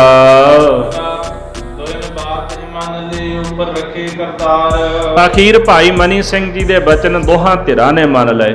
ਖਾਲਸੇ ਪੰਥ ਨੇ ਵੀ ਮੰਨ ਲਏ ਤੇ ਬੰਦਾਈਆਂ ਨੇ ਵੀ ਮੰਨ ਲਏ ਤੇ ਸਭ ਨੇ ਫਿਰ ਕਰਤਾਰ ਅਕਾਲ ਪੁਰਖ ਉੱਪਰ ਡੋਰੀ ਛੱਡ ਦਿੱਤੀ ਵੀ ਜਿਵੇਂ ਕਰਤਾਰ ਨੂੰ ਚੰਗਾ ਲੱਗੇਗਾ ਉਸੇ ਤਰ੍ਹਾਂ ਹੋਵੇਗਾ।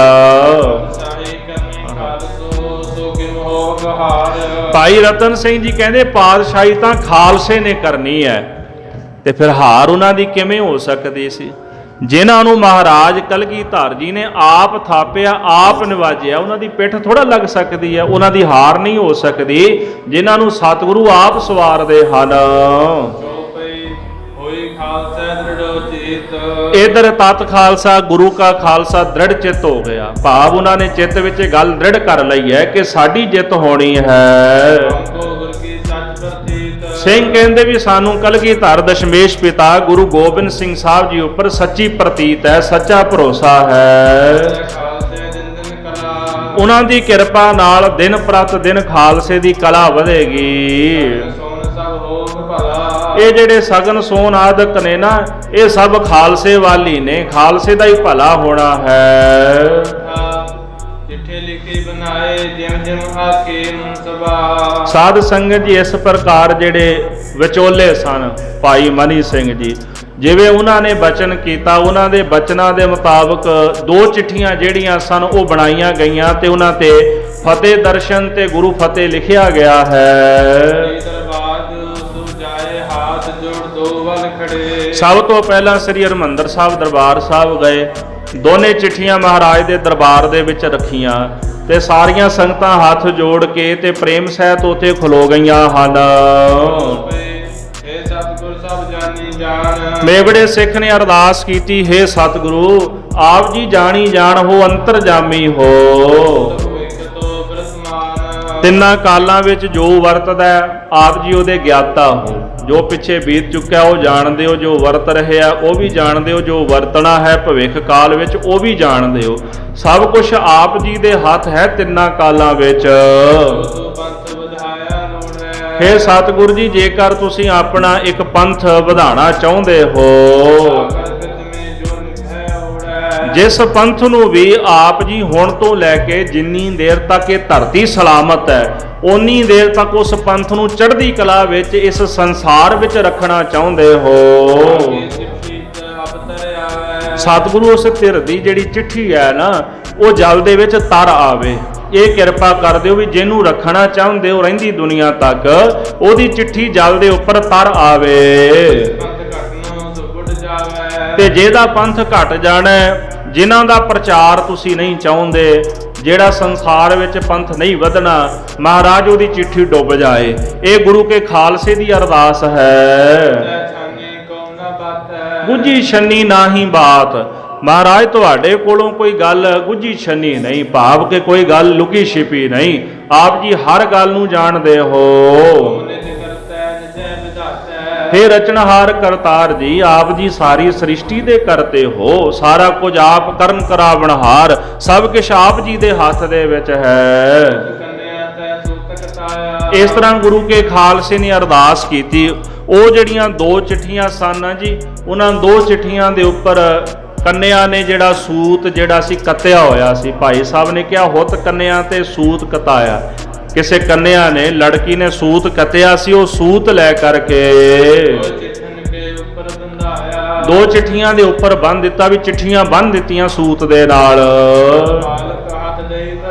ਇੱਕ ਬਾਲਕ ਸੱਦ ਲਿਆ ਉਹਨਾਂ ਨੇ ਤੇ ਬਾਲਕ ਦੇ ਹੱਥ ਦੇ ਵਿੱਚ ਚਿੱਠੀਆਂ ਦੇ ਦਿੱਤੀਆਂ ਹਨ। ਹਰ ਕੀ ਪੌੜੀ ਚਲੇ ਗਏ। ਸ੍ਰੀ ਦਰਬਾਰ ਸਾਹਿਬ ਜਦੋਂ ਦਰਸ਼ਨ ਕਰੋ ਨਾ ਤੇ ਪਿਛਲੇ ਪਾਸੇ ਦਰਬਾਰ ਸਾਹਿਬ ਦੇ ਹਰ ਕੀ ਪੌੜੀ ਹੈ, ਉੱਪਰਲੇ ਪਾਸੇ ਪ੍ਰਕਾਸ਼ ਹੁੰਦਾ ਹੈ ਮਹਾਰਾਜ ਦਾ ਤੇ ਹੇਠਲੇ ਪਾਸੇ ਹਰ ਕੀ ਪੌੜੀ ਸੁਸ਼ੋਭਿਤ ਹੈ, ਜਿੱਥੋਂ ਸੰਗਤਾਂ ਜਲ ਪ੍ਰਾਪਤ ਕਰਦੀਆਂ ਨੇ। ਉਹ ਹਰ ਕੀ ਪੌੜੀ ਦਾ ਇਤਿਹਾਸ ਕੀ ਹੈ? ਜੈਸੇ ਕੁਝ ਵਿਦਵਾਨ ਸੱਜਣ ਕਹਿੰਦੇ ਨੇ, ਇੱਕ ਤੁਸੀਂ ਹਰਿਦੁਆਰ ਜਾਓ ਨਾ, ਜਦੋਂ ਗੰਗਾ ਦੇ ਵਿੱਚ ਉੱਥੇ ਹਰ ਕੀ ਪੌੜੀ ਹੈ, ਜਿੱਥੇ ਲੋਕ ਇਸ਼ਨਾਨ ਕਰਨ ਦਾ ਫਲ ਮੰਨਦੇ ਨੇ ਵੀ ਬਹੁਤ ਫਲ ਮਿਲਦਾ ਹੈ। ਤੇ ਗੁਰੂ ਅਰਜਨ ਦੇਵ ਸਾਹਿਬ ਜੀ ਨੇ ਦਇਆ ਕਰਕੇ ਸਿੱਖਾਂ ਉੱਪਰ ਗੁਰੂ ਰਾਮਦਾਸ ਸੱਚੇ ਪਾਤਸ਼ਾਹ ਦੇ ਘਰ ਦੇ ਵਿੱਚ ਹਰ ਕੀ ਪੌੜੀ ਉੱਥੇ ਬਣਾ ਦਿੱਤੀ ਵੀ ਤੁਹਾਨੂੰ ਉੱਥੇ ਜਾਣ ਦੀ ਲੋੜ ਨਹੀਂ, ਇਹ ਹਰ ਕੀ ਪੌੜੀ ਇੱਥੇ ਆਓ, ਜਲ ਛਕੋ, ਤੁਹਾਡੀ ਕਲਿਆਣ ਹੋਵੇਗੀ। ਇੱਥੇ ਇਸ਼ਨਾਨ ਕਰੋ, ਸਰੋਵਰ ਵਿੱਚ ਆ ਕੇ ਤੁਹਾਡੇ ਪਾਪ ਉਤਰਨਗੇ, ਤੁਹਾਡੇ ਦੁੱਖ ਨਿਵਰਤ ਹੋਣਗੇ, ਬਾਣੀ ਪੜੋ, ਸੇਵਾ ਕਰੋ, ਤੁਹਾਡਾ ਭਲਾ ਹੋਵੇਗਾ। ਤੇ ਹਰ ਕੀ ਪੌੜੀ ਦਾ ਪਿਛੋਕੜ ਇਹ ਹੈ ਕਿ ਮਹਾਰਾਜ ਗੁਰੂ ਨਾਨਕ ਸਾਹਿਬ ਸੱਚੇ ਪਾਤਸ਼ਾਹ ਜੀ ਗਰੀਬ ਨਵਾਜ ਵੀ ਇੱਥੇ ਗਏ ਸਨ। ਇਸ ਸਥਾਨ ਤੇ ਸਤਿਗੁਰੂ ਸੱਚੇ ਪਾਤਸ਼ਾਹ ਜੀ ਜਦੋਂ ਬਿਰਾਜਮਾਨ ਹੋਏ, ਇਹ ਇਤਿਹਾਸਕਾਰਾਂ ਦੀ ਖੋਜ ਵੀ ਸਭ ਤੋਂ ਪਹਿਲਾਂ ਉਸ ਧਰਤੀ ਤੇ ਕੌਣ ਗਿਆ ਜਿੱਥੇ ਅੱਜ ਸੱਚਖੰਡ ਸ੍ਰੀ ਹਰਿਮੰਦਰ ਸਾਹਿਬ ਸੁਸ਼ੋਭਿਤ ਹੈ। ਗੁਰੂ ਨਾਨਕ ਸਾਹਿਬ ਜੀ ਮਹਾਰਾਜ ਗਏ। ਇੱਥੇ ਭਾਈ ਮਰਦਾਨੇ ਨੇ ਰਬਾਬ ਵਜਾਈ ਤੇ ਗੁਰਬਾਣੀ ਦਾ ਕੀਰਤਨ ਹੋਇਆ ਤੇ ਸਤਿਗੁਰੂ ਅੰਮ੍ਰਿਤ ਰੂਪ ਹੋ ਗਏ। ਗੁਰੇ ਅੰਮ੍ਰਿਤ ਭਿੰਨੀ ਦਿਹੁਰੀ ਹਰਿ ਅੰਮ੍ਰਿਤ ਬੁਰਕੇ ਰਾਮ ਰਾਜੇ। ਗੁਰੂ ਅੰਮ੍ਰਿਤ ਹੈ ਨਾ, ਸਾਡਾ ਸਰੀਰ ਅਸਥੂਲ ਸਰੀਰ ਹੈ। ਨਾਮ ਜਪਣ ਵਾਲੇ ਜਿਹੜੇ ਹੁੰਦੇ ਨੇ ਸਦਾ ਰਹਿ ਕੰਚਨ ਸੀ ਕਾਇਆ, ਉਹਨਾਂ ਦੀ ਕਾਇਆ ਵੀ ਕੰਚਨ ਸੋਨੇ ਵਰਗੀ ਹੋ ਜਾਂਦੀ ਹੈ, ਉਹਨਾਂ ਦੀ ਕਾਇਆ ਅੰਮ੍ਰਿਤ ਵਰਗੀ ਹੋ ਜਾਂਦੀ ਹੈ ਬੰਦਗੀ ਕਰਨ ਵਾਲਿਆਂ ਦੀ।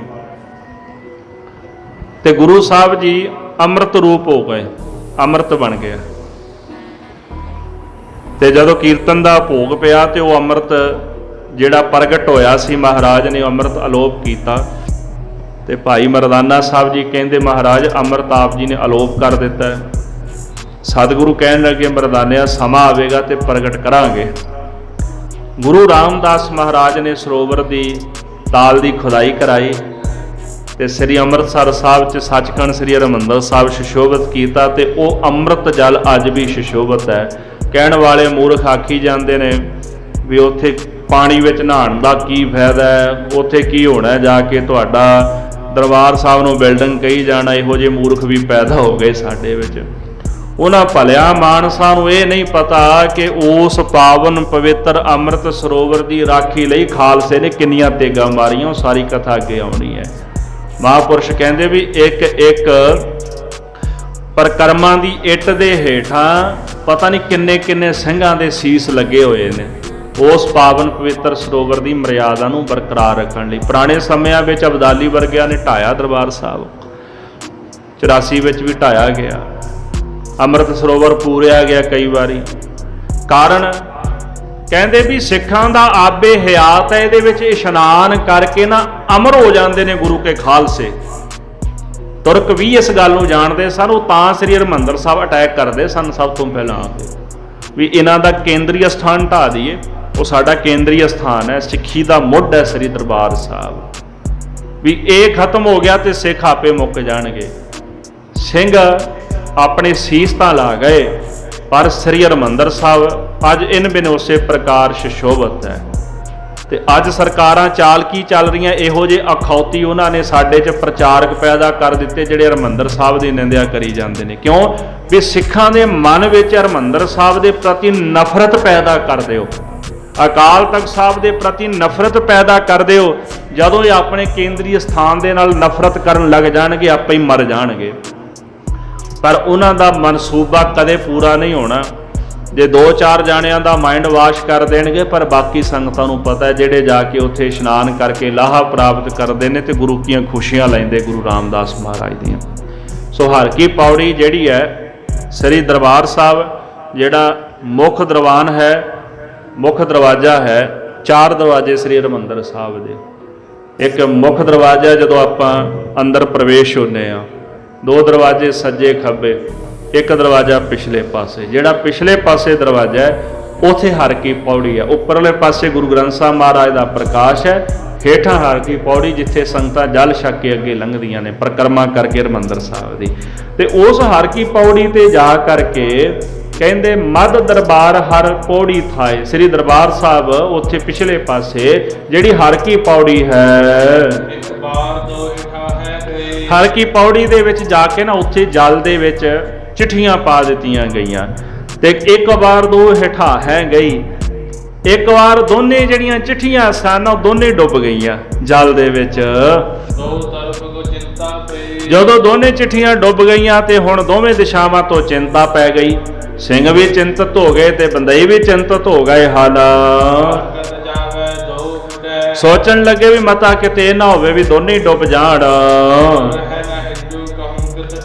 ਤੇ ਜੇ ਦੋਨੇ ਚਿੱਠੀਆਂ ਡੁੱਬ ਗਈਆਂ ਤੇ ਇਹਦਾ ਮਤਲਬ ਵੀ ਸਿੰਘ ਕਿਤੇ ਢੂੰਡਣ ਨੂੰ ਨਹੀਂ ਲੱਭਣਗੇ, ਕਿਉਂਕਿ ਅਰਦਾਸ ਇਹੀ ਹੋਈ ਸੀ ਨਾ ਵੀ ਜਿਨ੍ਹਾਂ ਦੀ ਚਿੱਠੀ ਡੁੱਬ ਜਾਏ, ਮਹਾਰਾਜ ਜਿਨ੍ਹਾਂ ਨੂੰ ਤੁਸੀਂ ਨਹੀਂ ਰੱਖਣਾ ਚਾਹੁੰਦੇ ਉਹਨਾਂ ਦੀ ਚਿੱਠੀ ਡੋਬ ਦਿਓ। ਵੀ ਜਿਨ੍ਹਾਂ ਨੇ ਸੰਸਾਰ ਵਿੱਚ ਚੱਲਣਾ ਹੈ ਨਹੀਂ, ਜਿਨ੍ਹਾਂ ਦਾ ਪੰਥ ਘਟ ਜਾਣਾ। ਹੁਣ ਸਿੰਘਾਂ ਨੂੰ ਕਿੰਨਾ ਵਿਸ਼ਵਾਸ ਸੀ ਅਰਦਾਸ ਤੇ, ਹੁਣ ਸੋਚੀ ਪੈ ਗਏ ਵੀ ਕਿਤੇ ਇਹ ਨਾ ਹੋਵੇ ਵੀ ਦੋਨੇ ਪੰਥੀ ਜਿਹੜੇ ਖਤਮ ਹੋ ਜਾਣ।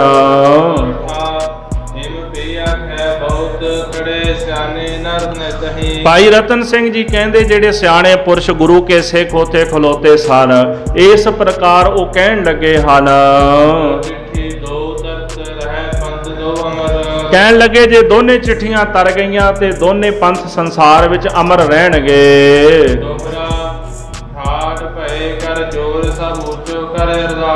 ਸਾਰੇ ਗੁਰੂ ਕੇ ਸਿੰਘ ਉੱਥੇ ਖਲੋ ਗਏ, ਦੋਨੇ ਹੱਥ ਜੋੜ ਕੇ ਉੱਚੀ ਆਵਾਜ਼ ਦੇ ਵਿੱਚ ਗੁਰੂ ਕੇ ਸਿੰਘਾਂ ਨੇ ਅਰਦਾਸ ਕੀਤੀ ਹੈ। ਹੇ ਸਤਿਗੁਰੂ, ਫੈਸਲਾ ਕਰਨਾ ਆਪ ਜੀ ਦੇ ਹੱਥ ਹੈ। ਜਿਹਨੂੰ ਸੰਸਾਰ ਵਿੱਚ ਆਪ ਜੀ ਨੇ ਪ੍ਰਗਟ ਕਰਨਾ ਹੈ, ਕਿਰਪਾ ਕਰਕੇ ਉਹਨਾਂ ਦੀ ਚਿੱਠੀ ਤਾਰ ਦਿਓ।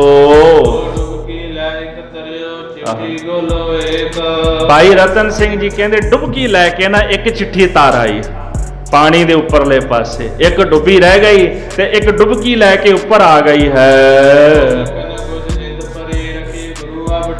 ਜਦੋਂ ਇੱਕ ਚਿੱਠੀ ਤਰ ਆਈ ਨਾ ਤੇ ਸਿੰਘਾਂ ਦੇ ਵਿੱਚ ਜਾਨ ਪੈ ਗਈ, ਜਿੰਦ ਆ ਗਈ ਸਿੰਘਾਂ ਵਿੱਚ। ਕਹਿੰਦੇ ਨੇ ਵੀ ਗੁਰੂ ਨੇ ਲਾਜ ਰੱਖ ਲਈ। ਤੇ ਮੈਂ ਕਈ ਵਾਰ ਸੋਚਦਾ ਵੀ ਕਿੰਨਾ ਕੁ ਮਾਣ ਤੇ ਕਿੰਨਾ ਕੁ ਭਰੋਸਾ ਹੋਵੇਗਾ ਸਿੰਘਾਂ ਨੂੰ ਕੀਤੀ ਹੋਈ ਅਰਦਾਸ ਤੇ, ਵੀ ਗੁਰੂ ਸਾਹਿਬ ਸਾਡੀ ਚਿੱਠੀ ਜ਼ਰੂਰ ਤਾਰ ਦੇਣਗੇ। ਤੇ ਜਦੋਂ ਚਿੱਠੀ ਤਰ ਆਈ ਤੇ ਖਾਲਸੇ ਵਿੱਚ ਜਿੰਦ ਜਾਨ ਪੈ ਗਈ ਹੈ। ਹੁਣ ਜਦੋਂ ਇੱਕ ਚਿੱਠੀ ਤਰ ਕੇ ਬਾਹਰ ਆ ਗਈ ਤੇ ਦੋਹੇ ਦਿਸ਼ਾਵਾਂ ਤੋਂ ਕਹਿੰਦੇ ਸਾਰੇ ਦੌੜ ਪਏ ਚਿੱਠੀ ਫੜਨ ਵਾਸਤੇ, ਵੀ ਕਿਹਦੀ ਚਿੱਠੀ ਤਰ ਕੇ ਬਾਹਰ ਆਈ ਹੈ। ਸ਼ਸਤਰ ਵੀ ਕੱਢ ਲਏ ਉਹਨਾਂ ਨੇ, ਵੀ ਕਿਤੇ ਕੋਈ ਗਲਤੀ ਨਾਲ ਚਿੱਠੀ ਚੁੱਕ ਕੇ ਤੇ ਆਪਣਾ ਨਾਂ ਨਾ ਲੈ ਲਏ ਤੇ ਜਾਂ ਚਿੱਠੀ ਪਾੜ ਨਾ ਦਏ। ਸ਼ਸਤਰ ਲੈ ਕੇ ਦੌੜ ਪਏ ਹਨ। ਹੁਣ ਉੱਥੇ ਕੁਝ ਤੁਰਕਾਂ ਦੇ ਵੀ ਦਰੋਗੇ ਸਨ ਜਿਹੜੇ ਕਹਿੰਦੇ ਵੀ ਦੋਨੇ ਚਿੱਠੀਆਂ ਡੁੱਬ ਜਾਣ। ਤੇ ਜਿਹੜੇ ਵਿਚੋਲੇ ਸਨ ਭਾਈ ਮਨੀ ਸਿੰਘ ਜੀ, ਦਰੋਗੇ ਕਹਿਣ ਲੱਗੇ ਵੀ ਉਹ ਚਿੱਠੀ ਵੇਖਣਗੇ, ਤੁਸੀਂ ਪਿੱਛੇ ਹਟ ਜਾਓ, ਵਿਚੋਲਿਆਂ ਨੂੰ ਮੂਹਰੇ ਕਰੋ, ਚਿੱਠੀ ਦੇਖਣਗੇ। ਤੇ ਜਿਹੜੇ ਦਰੋਗੇ ਸਨ ਇਸ ਪ੍ਰਕਾਰ ਉਹਨਾਂ ਨੇ ਤੁਰੰਤ ਜਿਹੜੀ ਚਿੱਠੀ ਸੀ ਉਹ ਪਕੜ ਕੇ ਮੰਗਵਾ ਲਈ ਹੈ। ਤੇ ਚਿੱਠੀ ਪੜ੍ਹ ਕੇ ਆਖਿਆ ਕਿ ਖਾਲਸੇ ਦੀ ਚਿੱਠੀ ਤਰ ਆਈ ਹੈ। ਤੇ ਉਹਨਾਂ ਨੇ ਚਿੱਠੀ ਲੈ ਕੇ ਗੁਰੂ ਕੇ ਖਾਲਸੇ ਦੇ ਬਾਬਾ ਵਿਨੋਦ ਸਿੰਘ ਦੇ ਹੱਥ ਵਿੱਚ ਫੜਾ ਦਿੱਤੀ ਹੈ। ਸਤਿਗੁਰੂ ਕਲਗੀਧਰ ਜੀ ਦੀ ਕਿਰਪਾ ਦੇ ਨਾਲ ਫਤਿਹ ਗੁਰੂ ਵਾਲੀ ਚਿੱਠੀ ਤਰ ਕੇ ਉੱਪਰ ਆ ਗਈ ਹੈ। ਦੋਵੇਂ ਦਿਸ਼ਾਵਾਂ ਦੇ ਵਿੱਚ ਭਾਈ ਮਨੀ ਸਿੰਘ ਜੀ ਨੇ ਗੱਲ ਆਖ ਸੁਣਾਈ, ਭਾਈ ਅੱਜ ਤੋਂ ਬਾਅਦ ਜਿਹੜੇ ਗੁਰਧਾਮ ਉਹਨਾਂ ਦਾ ਚੜਾਵਾ ਗੁਰੂ ਕਾ ਖਾਲਸਾ ਤਤ ਖਾਲਸਾ ਰੱਖੇਗਾ। ਇਹ ਬਚਨ ਸੁਣ ਕੇ ਗੁਰੂ ਕੇ ਖਾਲਸੇ ਵਿੱਚ ਖੁਸ਼ੀਆਂ ਪੈਦਾ ਹੋ ਗਈਆਂ ਹਨ। ਕਹਿੰਦੇ ਇਸ ਤਰ੍ਹਾਂ ਮੰਨ ਲਓ ਵੀ ਬੰਦਾਈਆਂ ਦੀ ਮਾਂ ਮਰ ਗਈ ਹੋਵੇ, ਉਹਨਾਂ ਦਾ ਇਹੋ ਜਿਹਾ ਹਾਲ ਹੋ ਗਿਆ। ਸਾਧ ਸੰਗਤ ਜਿਹੜੀ ਚਿੱਠੀ ਸੀ ਉਹ ਸੁਣ ਕਰਕੇ ਉਹਨਾਂ ਦੇ ਹਿਰਦੇ ਵਿੱਚ ਹੌਲ ਪੈਣ ਲੱਗ ਪਏ ਹਨ। ਇਸ ਤਰ੍ਹਾਂ ਮੰਨ ਲਓ ਕਿ ਜਿਵੇਂ ਕਿਸੇ ਰਾਜੇ ਦਾ ਦੇਸ਼ ਛੁੱਟ ਗਿਆ ਹੋਵੇ ਨਾ, ਰਾਜ ਭਾਗ ਹਾਰ ਗਿਆ ਹੋਵੇ, ਰਿਆਸਤ ਚਲੀ ਗਈ ਹੋਵੇ, ਇਹੋ ਜਿਹੇ ਹਾਲਾਤ ਬੰਦਾਈਆਂ ਦੇ ਹੋ ਗਏ, ਹੌਲ ਪੈਣ ਲੱਗ ਪਏ ਹਨ। ਜਿਵੇਂ ਸੱਪ ਹੁੰਦਾ ਉਹਦੇ ਸਿਰ ਤੇ ਨਾ ਮਣੀ ਹੁੰਦੀ ਹੈ, ਸੱਪ ਤੇ ਇੱਛਾਧਾਰੀ ਜਿਹੜਾ ਨਾਗ ਹੁੰਦਾ ਹੈ, ਤੇ ਉਹ ਜਿਹੜੀ ਮਣੀ ਜਦੋਂ ਕਹਿੰਦੇ ਉਹਦੇ ਕੋਲੋਂ ਕੋਈ ਖੋਲ ਲਵੇ ਤੇ ਤੜਫਦਾ ਹੈ, ਸਿਰ ਮਾਰ ਮਾਰ ਕੇ ਪਟਕਾਰ ਕੇ ਉਹ ਮਰ ਜਾਂਦਾ ਹੈ। ਜਿਵੇਂ ਮੱਛੀ ਨੂੰ ਪਾਣੀ ਤੋਂ ਬਾਹਰ ਕੱਢ ਦਿਓ ਤੇ ਜੇ ਉਹਨੂੰ ਜਲ ਪ੍ਰਾਪਤ ਨਾ ਹੋਵੇ ਤੇ ਤੜਫ ਕੇ ਮਰ ਜਾਂਦੀ ਹੈ। ਬੰਦਾਈ ਵੀ ਇਹੋ ਜੀ ਸੋਚ ਵਿੱਚ ਡੁੱਬ ਗਏ, ਮੱਛੀ ਵਾਂਗੂ ਤੜਫਦੇ, ਸੱਪ ਵਾਂਗੂ ਤੜਫਦੇ ਨੇ, ਪਛਤਾਵਾ ਕਰਦੇ ਹਨ। ਵੱਡੇ ਵੱਡੇ ਸਾਹ ਲੈਂਦੇ ਨੇ ਤੇ ਹੌਕੇ ਭਰਦੇ ਨੇ ਵੀ ਆਹ ਕੀ ਭਾਣਾ ਵਾਪਰ ਗਿਆ ਹੈ।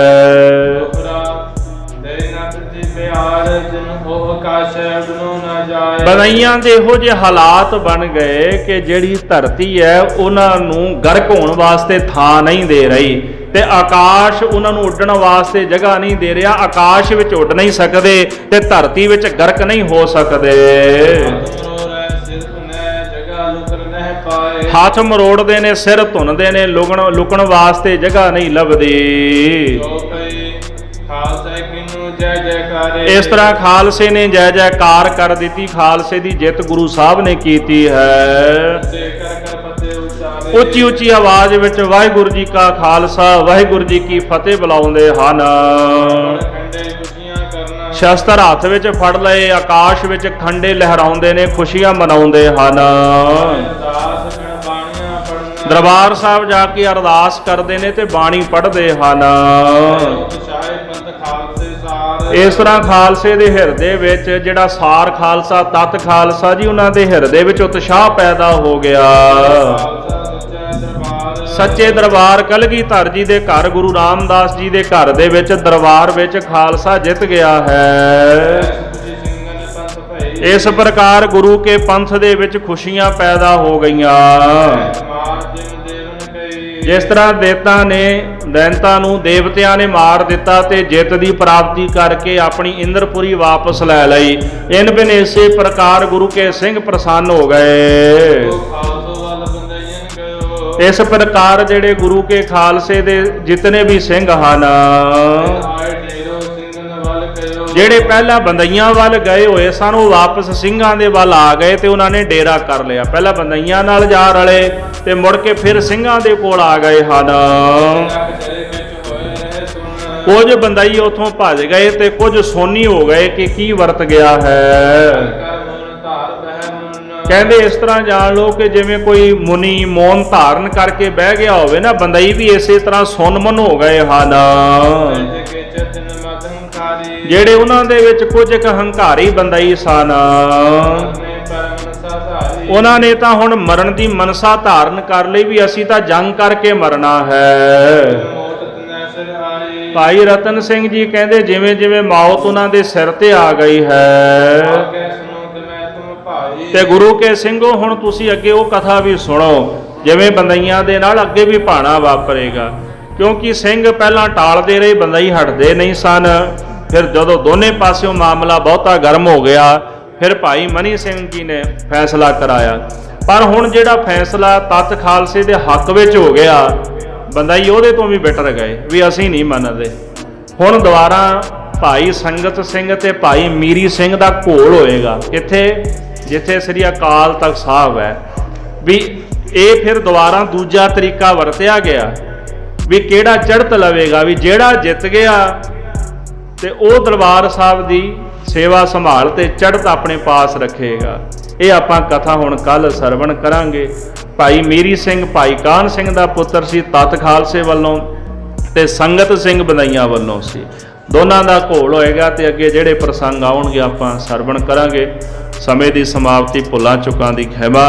ਹੇ ਗੋਬਿੰਦ ਹੇ ਗੋਪਾਲ ਹੇ ਦਇਆਲ ਪ੍ਰਾਣਨਾਥ ਅਨਾਥ ਸਖੇ ਦੀਨ ਦਰਦ ਹੇ ਸਮਰੱਥ ਅਗੰਮ ਪੂਰਨ ਮੋਹਿ ਮਇਆ ਅੰਧਕੂਪ ਮਹਾ ਭਿਆਨ ਨਾਨਕ ਪਾਰ ਆਏ ਪ੍ਰਭ ਸਰਨਾਗਤੀ ਕਿਰਪਾ ਨਿਧ ਦਇਆ ਏਕ ਅਖਰ ਹਰ ਮਨ ਬਸਤੋ ਨਾਨਕ ਹੋਤ ਨੇ ਵਾਹਿਗੁਰੂ ਨਾਮ ਜਹਾਜ ਹੈ ਚੜੇ ਸੋ ਉਤਰੇ ਪਾ ਜੋ ਸ਼ਰਧਾ ਕਰ ਸੇਵੰਦੇ ਗੁਰ ਪਾਰ ਉਤਾਰਨ ਜੋ ਸ਼ਰਧਾ ਕਰ ਸੇਵੰਦੇ ਗੁਰ ਪਾਰ ਉਤਾਰਨ ਹਾਰ।